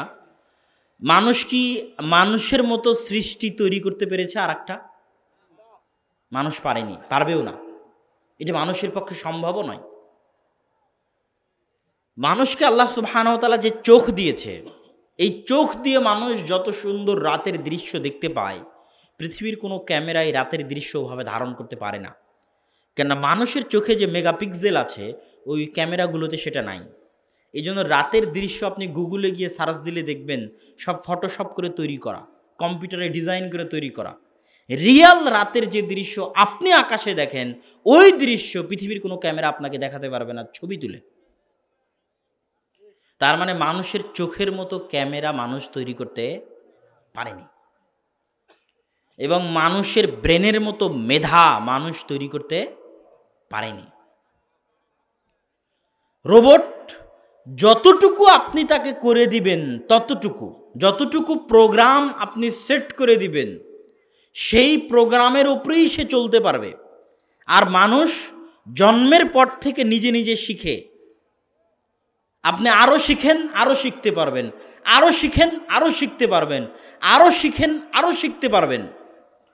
মানুষের এই মেধা এত শক্তিশালী, এত মজবুত, যে মানুষ যদি 500 থেকে 700 বছর জীবিত থাকতো, তো এই 500-700 বছরে তার দেখা ঘটনা, তার নাম, তার আত্মীয় স্বজন, ইতিহাস সব কিছু বিনা ভুলে মানুষের মেধা ধরে রাখতে পারত। এত পাওয়ারফুল মানুষের মেধা। নূহ আলাইহিস সালাম 900 বছর বাঁচেনি, তো 900 বছরের ঘটনা তার মাথা ধরে রাখেনি? কথা বুঝতে পারেননি মনে হয়। বিজ্ঞানও বলতেছে যে মানুষের মেধা এত মজবুত যে 1000 বছরের মেমোরি মানুষ ধরে রাখতে পারবে। 1000 বছর, 1000 বছর যা ঘটবে দুনিয়া, তারা 1000 বছর যদি আপনি বেঁচে থাকেন তো 1000 বছরের সব ঘটনা স্মরণ রাখতে পারবেন। এত পাওয়ারফুল মানুষ, সরিষা সমপরিমাণও তার মেধা ব্যবহার করে না। এই জন্য আমার একজন বন্ধু বলতেন যে অত্যধিক পড়াশোনা করলে, অত্যধিক পরিশ্রম করে জ্ঞান অর্জন করলে মানুষের ব্রেন কোনো সময় ক্লান্ত হয় না, মানুষের মন ও শরীর ক্লান্ত হয়। আমার বন্ধুর নাম নানজুম আঞ্জি, প্রচুর পরিশ্রম করতে পারে। ওকে আমি জিজ্ঞেস করেছিলাম, তখন পরে আমি ভেবে চিন্তে দেখেছি এই কথা ঠিক। আপনি সারা রাত জেগে পড়ছেন, বলবেন যে আমার মাথা নষ্ট হয়ে গেল, ব্রেন নষ্ট হয়ে গেল। আপনার ব্রেনে কোনো প্রবলেম হয় না, মনে প্রবলেম হয়, শরীরে প্রবলেম হয়। ব্রেন অনেক শক্তিশালী এবং অনেক পাওয়ারফুল। তো মানুষের মতো কোনো সৃষ্টি কি মানুষ বানাতে পেরেছে? পারেনি। তাহলে সেই মানুষ আর একটা মানুষের মূর্তি বানাবে এবং দেখাবে যে সে বানাতে পারতেছে। আল্লাহ সুবহানাহু ওয়া তাআলা যে হাত বানিয়েছেন সেই হাতের মতো হাত, আল্লাহ যে চোখ বানিয়েছেন সেই চোখের মতো চোখ, এটা আল্লাহ সুবহানাহু ওয়া তাআলা বরদাস্ত করেন না। এটা আল্লাহর সামনে নত হওয়ার বিপরীত, আল্লাহর সামনে ছোট হওয়ার বিপরীত। আল্লাহর কোনো সৃষ্টি, জীব যার প্রাণ আছে, রূহ আছে, যেখানে ফেরেশতা এসে রূহ দিয়ে গেছে, বিজ্ঞান সব রহস্য ভেদ করতে পেরেছে, রূহের রহস্য ভেদ করতে পারে না। আমাকে আপনাকে বিজ্ঞান বাঁচিয়ে রাখতে পারবে? যখন মারা যাব তখন রূহ কোন দিক দিয়ে গেল, রূহ পারবে? পারবে না। এই রূহের রহস্য বিজ্ঞান ভেদ করতে পারেনি। যখন 440 হয় তখন ফেরেশতা এসে মায়ের পেটে রূহ ফুঁকে দিয়ে যায়। ওই ফেরেশতাই আবার যখন মৃত্যুর সময় হয় তখন রূহ কবজ করে নিয়ে যায়। তাহলে যে জিনিসগুলোতে রূহ দেওয়া আছে, ওই জিনিসগুলো তৈরি করার চেষ্টা করা আল্লাহর উলুহিয়ত বিরোধী। ওই জিনিসগুলো বানিয়ে সম্মান করা আল্লাহর উলুহিয়ত বিরোধী। এই জন্য এই জাতীয় জিনিস যেখানে আছে সেখানে ফেরেশতা, রহমতের ফেরেশতা প্রবেশ করে না। লা তাদখুলুল মালাইকাতু ফি বাইতিন, ওই বাড়িতে রহমতের ফেরেশতা প্রবেশ করে না যে বাড়িতে আছে কুকুর, যে বাড়িতে আছে ছবি মূর্তি। তাহলে ওই বাড়িতে থাকবে কে? কে থাকবে বলেন? শয়তান। মুখের কথা নয়, বাস্তব। শয়তান বাস্তব জিনিস, ওভাবে বলা ঠিক নয়, কিন্তু আমি বুঝানোর জন্য বলতেছি। ছোট বাচ্চারা যখন গেম খেলে তখন গেমে একজন নায়ক থাকে, তার একজন শত্রু থাকে, যাকে তাকে হত্যা করতে হয়, বাঁচতে হয়, মারতে হয়, ওইভাবে প্রোগ্রাম সেট করা থাকে। তো আল্লাহ সুবহানাহু ওয়া তাআলা মানুষকে দুনিয়াতে পাঠাচ্ছেন, এটা খেলতামাশা নয়। কি নয়? আল্লাহ মানুষকে আবাসা, খেলনা করে সৃষ্টি করেননি। বানালাম একটা বালু দিয়ে ঘর, লাথি দিয়ে ভেঙে দিলাম, এরকম খেলনা করে আল্লাহ সুবহানাহু ওয়া তাআলা সৃষ্টি করেননি। এত সুনিয়ন্ত্রিত, এত উন্নত মানের ম্যানেজমেন্ট, এত উন্নত মানের পরিকল্পনা এবং সুচারুরূপে বাস্তবায়ন করা মানুষের ক্ষেত্রে যেটা আল্লাহ সুবহানাহু ওয়া তাআলা করেছেন, সেটা পৃথিবীতে আর কেউ কোনো কিছুর ক্ষেত্রে করতে পারবে না। যেমন আজকের একটা প্রোগ্রাম আয়োজন করতে গিয়ে সুচারুরূপের ম্যানেজমেন্ট যদি না থাকে, তাহলে প্রোগ্রাম আয়োজন করা সম্ভব হবে না।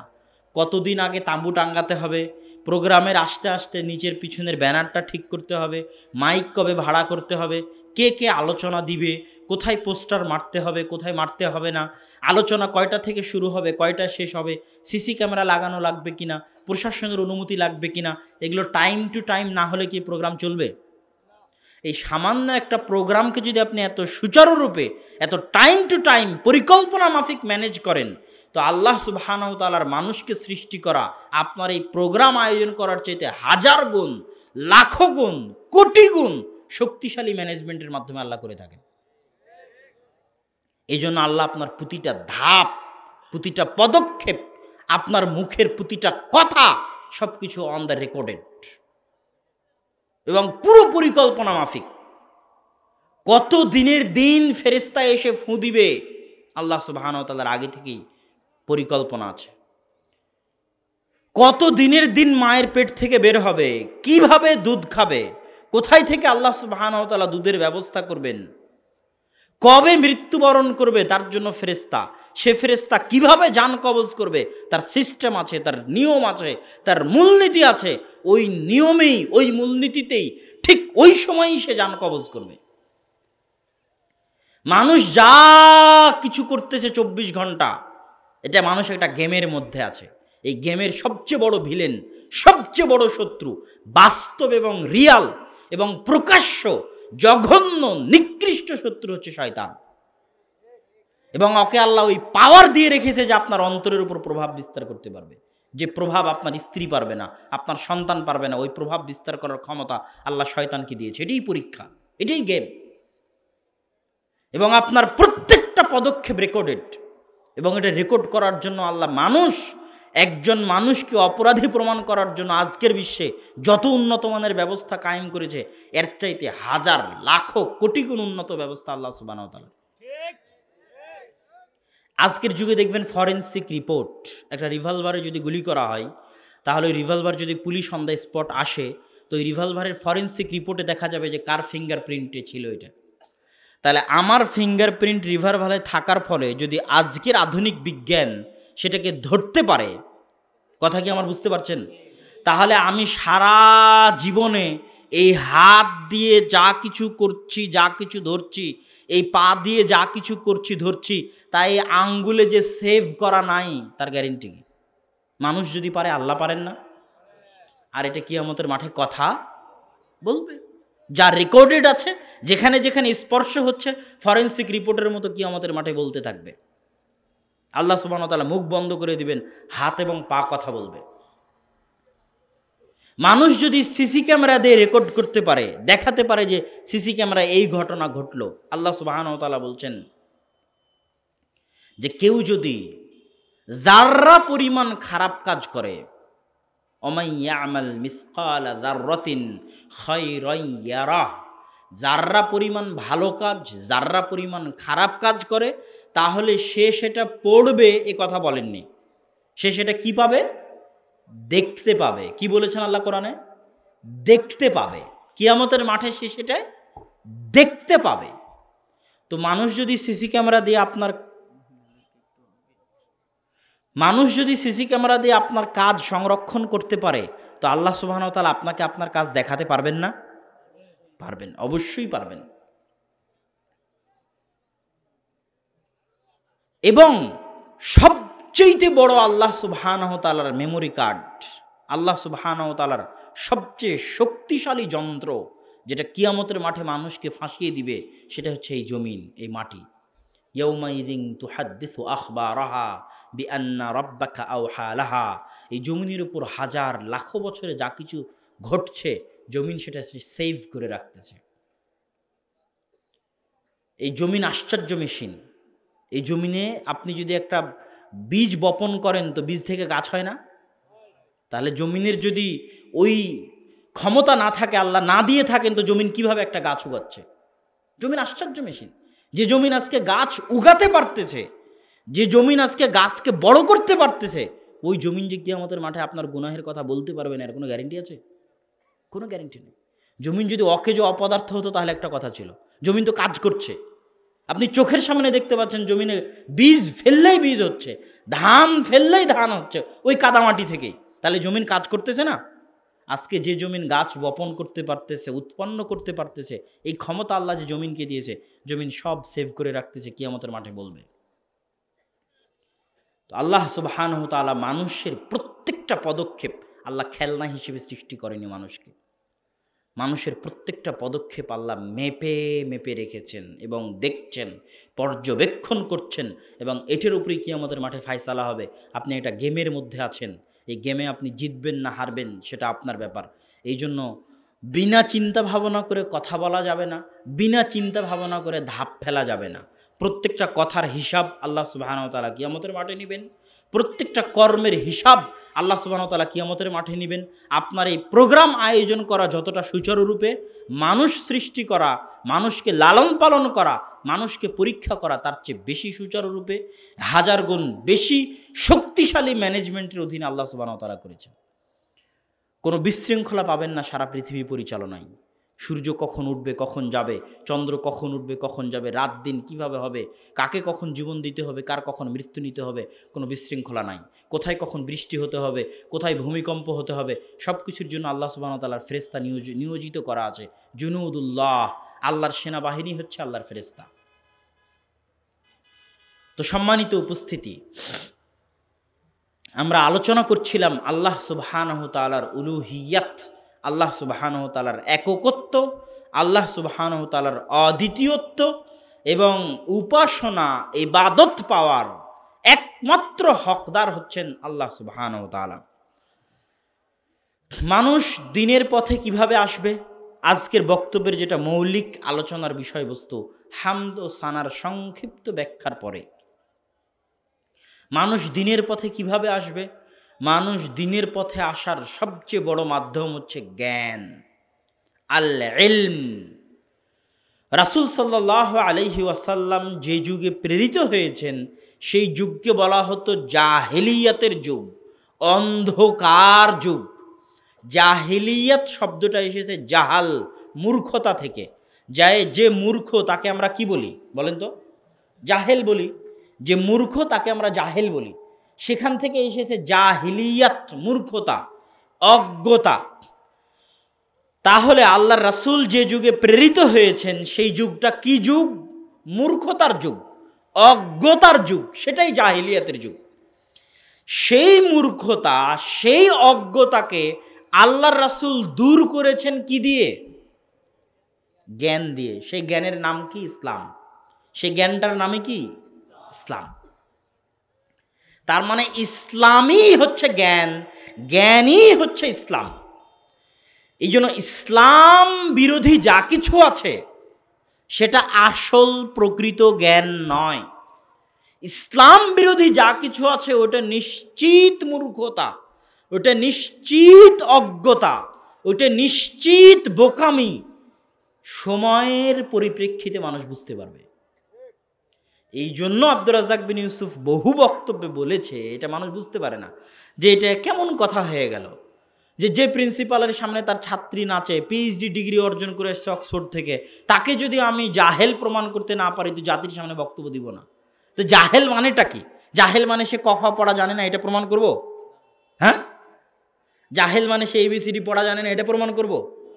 জাহেল মানে সে আলিফ বাতাসা পড়া জানে না, এটা প্রমাণ করব? জাহেল প্রমাণ করা মানে কি? জাহেল প্রমাণ করা মানে হচ্ছে ইসলাম বিরোধী যত কাজ আছে সেটা প্রকৃত জ্ঞানের বিপরীত, এবং সেটা মূর্খতা, এবং সেটা অজ্ঞতা। ওই পিএইচডি ডিগ্রিধারী অক্সফোর্ড থেকে সে এখনো আসল জ্ঞান অর্জন করতে পারেনি, এই জন্য সে তার ছাত্রীকে নাচাচ্ছে, ও এখনো জাহেল আছে। ইন্নামা ইয়াখশাল্লাহু মিন ইবাদিহিল উলামা, আল্লাহকে সবচেয়ে বেশি ভয় করে জ্ঞানীরা, মূর্খরা আল্লাহকে ভয় করে না। তাহলে ডিগ্রি জ্ঞানের মানদণ্ড নয়। আমি কামেল পাশ করেছি, মদিনা ইসলামী বিশ্ববিদ্যালয় থেকে পড়ে এসেছি, পড়ে এসে আমি সুদের নিয়ে ব্যস্ত আছি, জেনা নিয়ে ব্যস্ত আছি, অন্যায় কাজ নিয়ে ব্যস্ত আছি, মানুষের জমি মারধর নিয়ে ব্যস্ত আছি, মূর্তিতে ফুল দেওয়া নিয়ে ব্যস্ত আছি, কবরে ফুল দেওয়া নিয়ে ব্যস্ত আছি, তার মানে কি আমি জ্ঞানী? ইন্নামা ইয়াখশাল্লাহু মিন ইবাদিহিল উলামা, আল্লাহকে কারা ভয় করে? জ্ঞানীরা। আর যে আল্লাহকে ভয় করে না সে মূর্খ, যে আল্লাহকে ভয় করে না সে অজ্ঞ, যে আল্লাহকে ভয় করে না সে বোকা, যে আল্লাহকে ভয় করে না সে গর্ধব, যে আল্লাহকে ভয় করে না সে গাধা, যে আল্লাহকে ভয় করে না সে গবেট। আর যে আল্লাহ সুবহানাহু ওয়া তাআলাকে ভয় করে সেই সবচেয়ে বেশি চালাক, ওই সবচেয়ে বেশি বুদ্ধিমান, ওই সবচেয়ে বেশি সজাগ, ওই সবচেয়ে বেশি সচেতন, ওই সবচেয়ে বেশি জ্ঞানী। পৃথিবীর বাস্তবতা সম্পর্কে ওর কাছে বেশি জ্ঞান আছে। আসমান জমিনের বাস্তবতা, গূঢ় রহস্য, দিন রাতের বাস্তবতা, চন্দ্র সূর্যের বাস্তবতা, জীবন মৃত্যুর বাস্তবতা, মানুষ সৃষ্টির বাস্তবতা সম্পর্কে তার কাছে বেশি জ্ঞান আছে। আল্লাহর সত্তা সম্পর্কে, আল্লাহর গুণ সম্পর্কে, আল্লাহর অস্তিত্ব সম্পর্কে তার কাছে বেশি জ্ঞান আছে, এই জন্য সেই রাস্তায় আছে।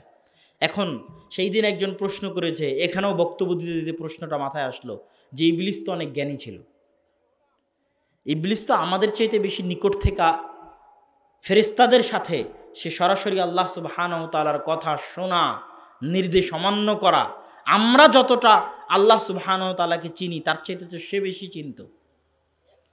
তাহলে জ্ঞানী যদি মানুষের হক পথে আসার মানদণ্ড হয়, তাহলে সে কেন হক পথে আসলো না? জ্ঞান হক চিনার মানদণ্ড। জ্ঞান থাকলে মানুষ হক চিনতে পারবে। ইবলিসের জ্ঞান ছিল কোনটা হক সেটা ইবলিস জানতো।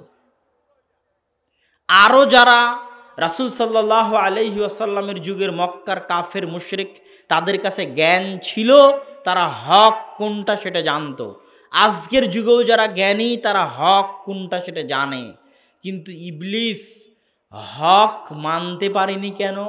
ইগো হার্ট হয়েছে, এই জন্য তার ইগোতে আঘাত লেগেছে। এই জন্য ইগো বুঝেন তো, আত্ম অহংকার।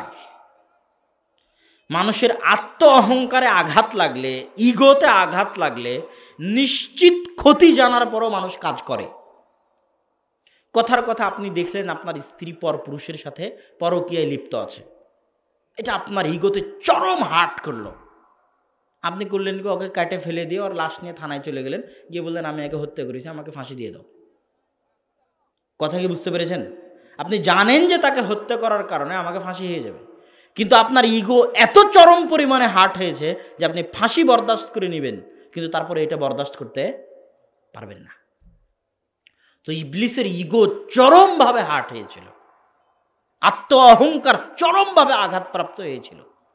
আমি এত জ্ঞানী, আগুনের তৈরি, আল্লাহর এত নিকটের, আর এই কয়দিন পরে আমার এত বয়স, কয়দিন পরে একে আল্লাহ সুবহানাহু ওয়া তাআলা তৈরি করলো, আমার কত পরে, তাকে বলে আমাকে আজকে সিজদা করতে হবে, এর চেয়ে জাহান্নামে যাওয়া ভালো। কথা বুঝতে পেরেছেন? তার ইগোতে হার্ট হওয়ার জন্য সে জাহান্নামে চলে গেছে, কিন্তু ইগো রক্ষা করতে গিয়ে সিজদা করেনি। তাহলে জ্ঞান পাওয়ার পরেও মানুষ দিনের রাস্তায় আসতে মানুষকে বাধা দেয় কি বলেন তো? অহংকার। কিসে বাধা দেয়? অহংকার। বাপদাদার যুগ থেকে করে আসছে। আব্দুর রাজ্জাক বিন ইউসুফের এই ফতোয়া দেখতে পাচ্ছে, বুঝতে পারতেছে ঠিক, কিন্তু এটা যদি মেনে নেই ঠিক, তাহলে ইগোতে আঘাত হবে। এই জন্য এই ফতোয়ার ঠিক মানা যাবে না। এই জন্য এখন ছোঁয়াচে রোগ আছে না নাই, করোনা ভাইরাস ছোঁয়াচে রোগ নয় কি না, এটা স্বচক্ষে দেখতে পাওয়ার পরেও, স্বচক্ষে অনুভব করতে পারার পরেও ইগো ঠিক রাখার জন্য কথা ঠিক রাখতে হচ্ছে। এরকম ঘটতেছে। তো সম্মানিত উপস্থিতি, আমাদের আজকের আলোচনার মূল বিষয়বস্তু হচ্ছে আমরা হক চিনতে পারবো, হকের রাস্তায়, সিরাতে মুস্তাকিমের রাস্তায় আসতে পারবো, চলতে পারবো কিভাবে। সিরাতে মুস্তাকিম হচ্ছে আল্লাহ সুবহানাহু ওয়া তাআলার পক্ষ থেকে পৃথিবীবাসীর উপর সবচেয়ে বড় দয়া। এই দয়ার প্রমাণ দেখবেন কোথায়? ইহদিনাস সিরাতাল মুস্তাকিম সিরাতাল লাযিনা আনআমতা আলাইহিম। হে আল্লাহ, দিনে 5 বার আল্লাহর কাছে দোয়া করছেন। বেশি গুরুত্বপূর্ণ না হলে আল্লাহ এটা 5 বার দিতেন না। যে সূরা সালাত নাই সূরা ফাতিহা ছাড়া, গুরুত্বপূর্ণ দেখেই তো এই কথা বলা আছে। আর সেই সূরা ফাতিহার মূল কথাই তো সিরাতে মুস্তাকিম। মূল কথাই কি? সিরাতে মুস্তাকিম।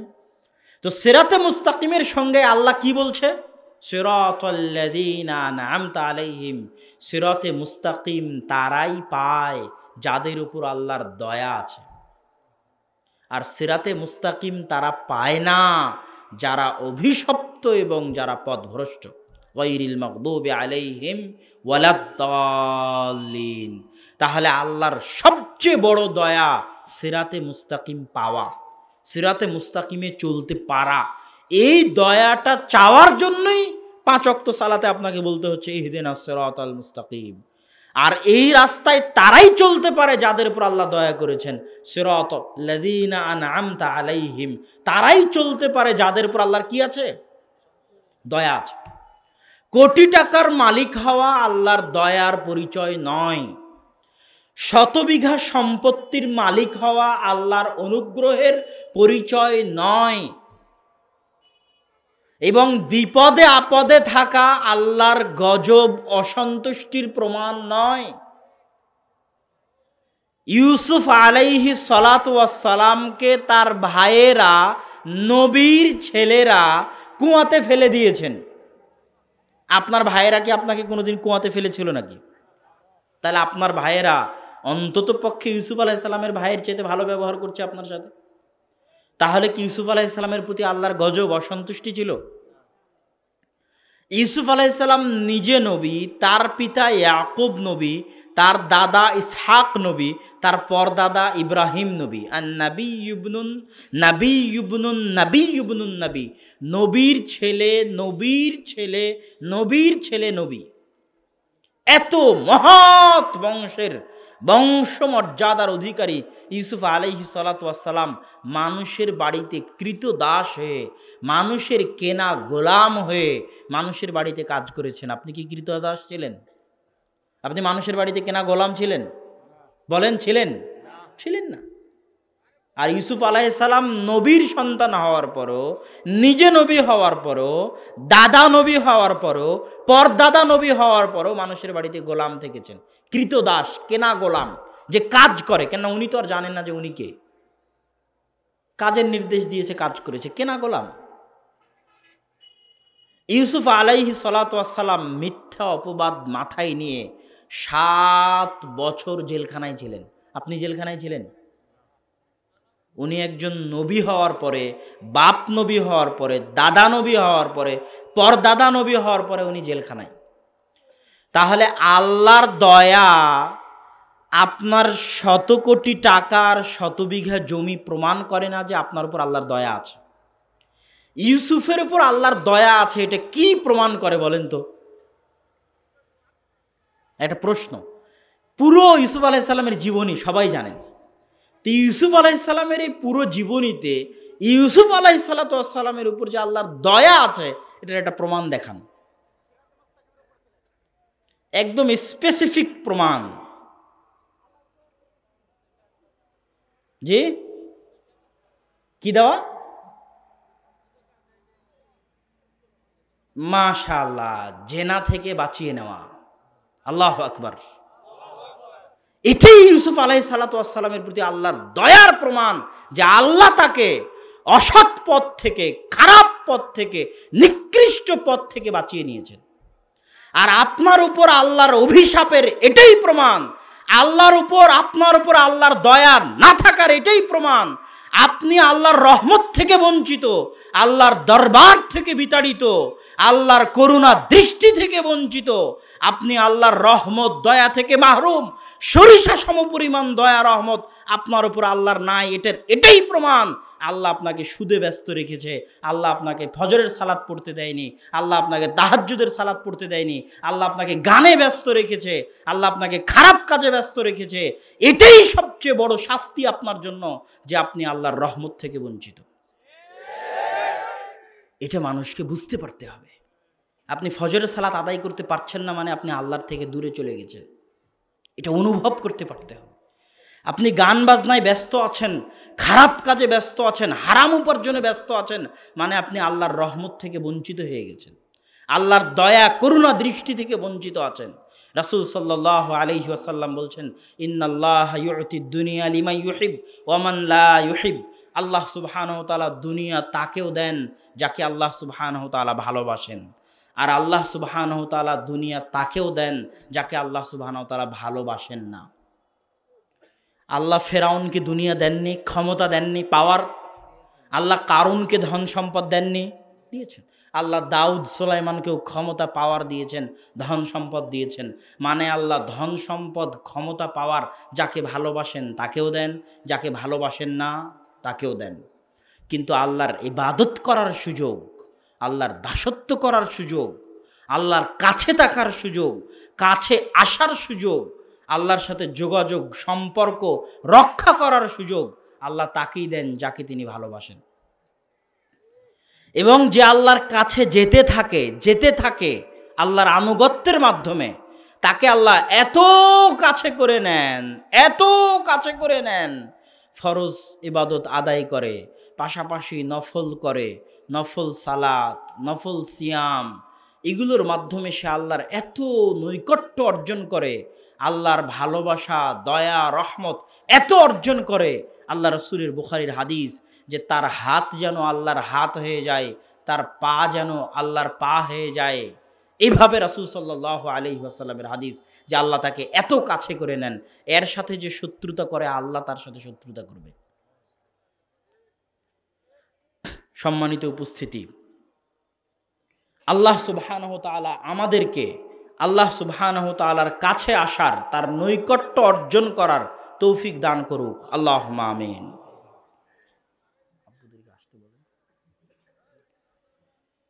তো আমরা যে আলোচনার মধ্যে ছিলাম, যে জ্ঞান, আমরা সিরাতে মুস্তাকিমে আসতে পারবো, হক চিনতে পারবো, হকের অনুসরণ করতে পারবো, প্রথম শর্ত হচ্ছে জ্ঞান।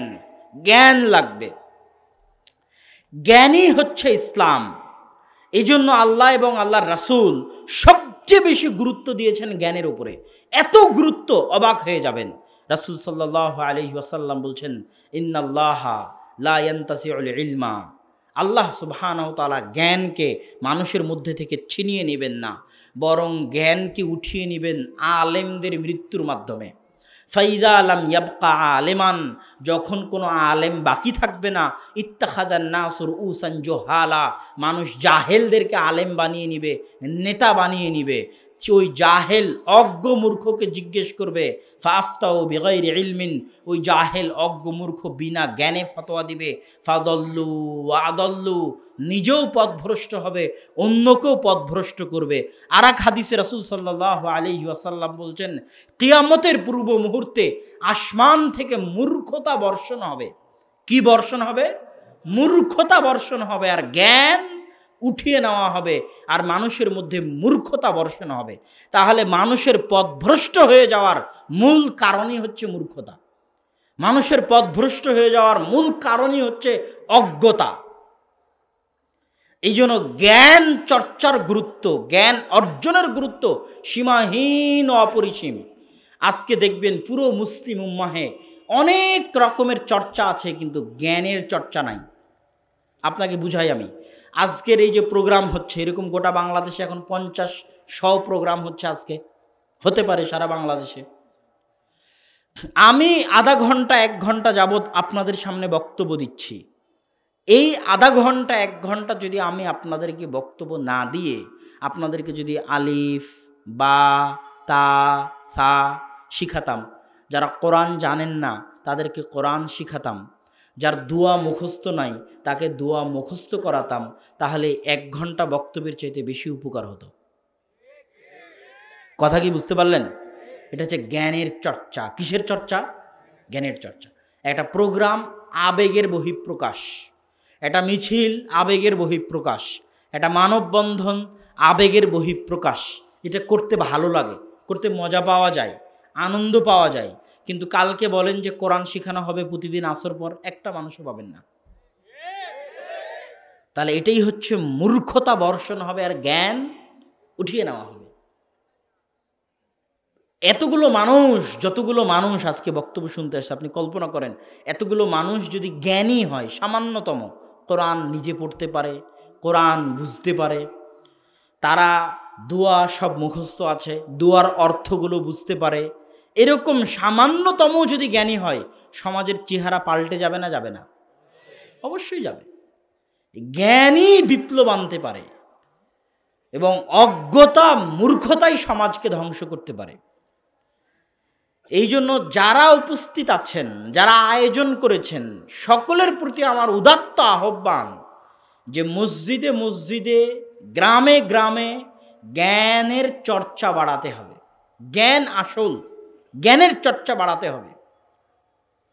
জ্ঞানের চর্চা যত বাড়বে সমাজ তত পরিবর্তিত হবে, আর জ্ঞানের চর্চা যত কমে যাবে সমাজ তত অধপতনে যাবে, সমাজ তত ধ্বংসের দিকে যাবে।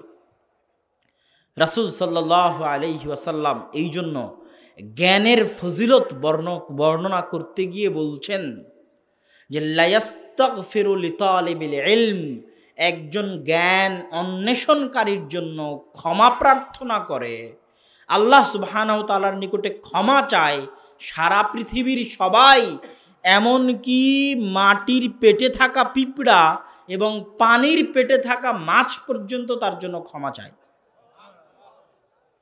এবং গত 1400 বছর কোনো নবী আসেননি, আর আগামীতেও কোনো নবী আসবেন না। কোনো উম্মত নবীবিহীনভাবে, নবী ছাড়া 1400 বছর এভাবে টিকে আছে, এর কোনো নজির পৃথিবীর ইতিহাসে নাই। নবীবিহীনভাবে সবসময় নবী লাগতো। তাহলে এই উম্মত নবীবিহীনভাবে কিভাবে টিকে আছে? জ্ঞান চর্চা।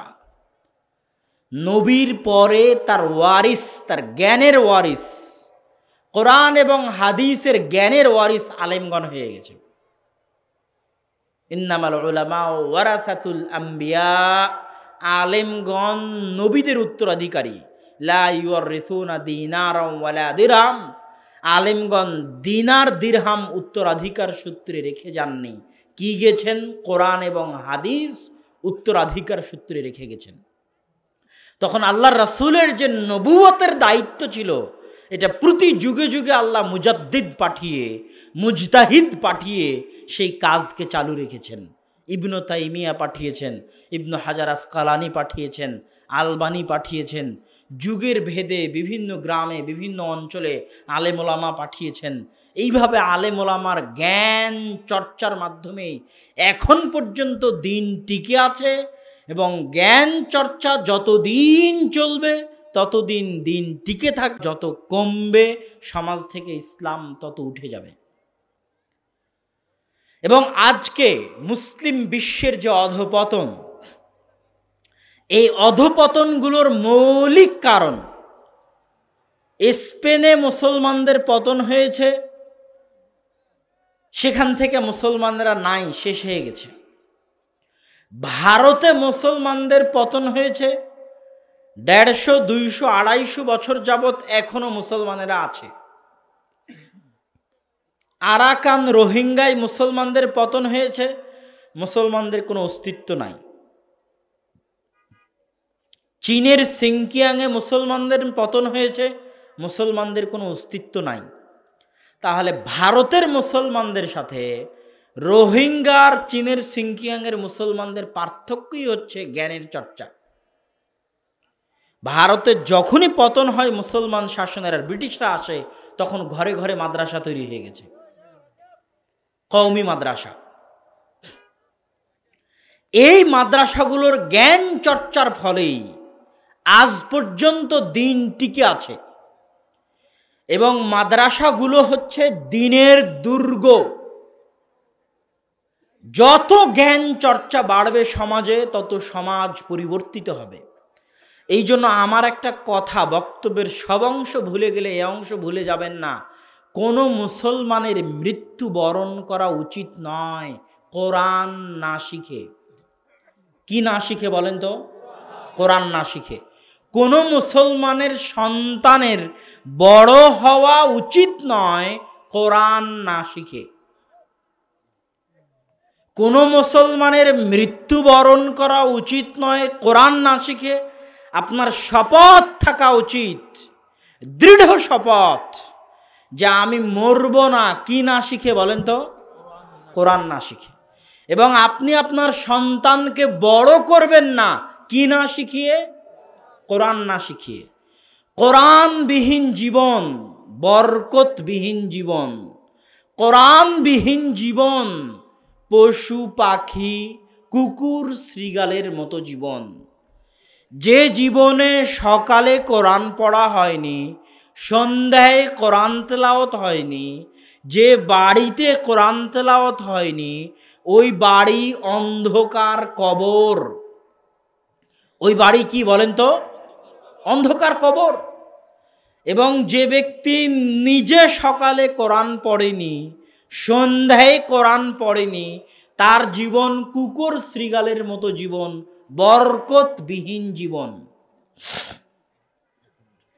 এই জন্য উপস্থিত সকল মুসলমানের সন্তানকে, সকল মুসলমানকে আজকের সংক্ষিপ্ত বক্তব্যে আমার উদাত্ত আহ্বান, সমাজ টিকিয়ে রাখতে চাইলে, পরিবার টিকিয়ে রাখতে চাইলে, সমাজ সংস্কার করতে চাইলে জ্ঞানের চর্চা বাড়াতে হবে। আর জ্ঞানের চর্চার প্রথম ধাপ কোরআন শিক্ষা। আর কোনো মুসলমানের সন্তান কোরআন না শিখে বড় হতে পাবে না, এটা পিতার জিম্মেদারি। আর কোনো মুসলমান কোরআন না শিখে মরতে পাবে না, এটা মসজিদের জিম্মেদারি। মসজিদ কমিটি যদি না পালন করতে পারে এই দায়িত্ব, তাকে দায়িত্ব ছেড়ে দিতে হবে, কিন্তু কোরআন মুসলমানের সন্তানকে শিখাতেই হবে। অতএব সম্মানিত উপস্থিতি, আজকের সংক্ষিপ্ত আলোচনায় সিরাতে মুস্তাকিমে আসার পথে সবচেয়ে বড় বাধা এবং আসতে চাইলে সবচেয়ে জরুরি জিনিস জ্ঞান। যে আসতে পারছে না তার অজ্ঞতা, মূর্খতা, জ্ঞান নাই, তাকে জ্ঞান দিতে হবে। আপনি সমাজ পরিবর্তন করতে চান, জ্ঞানের চর্চা বাড়াতে হবে। দ্বিতীয় সবচেয়ে বড় বাধা হচ্ছে আত্ম অহংকার, গর্ব, ইগো।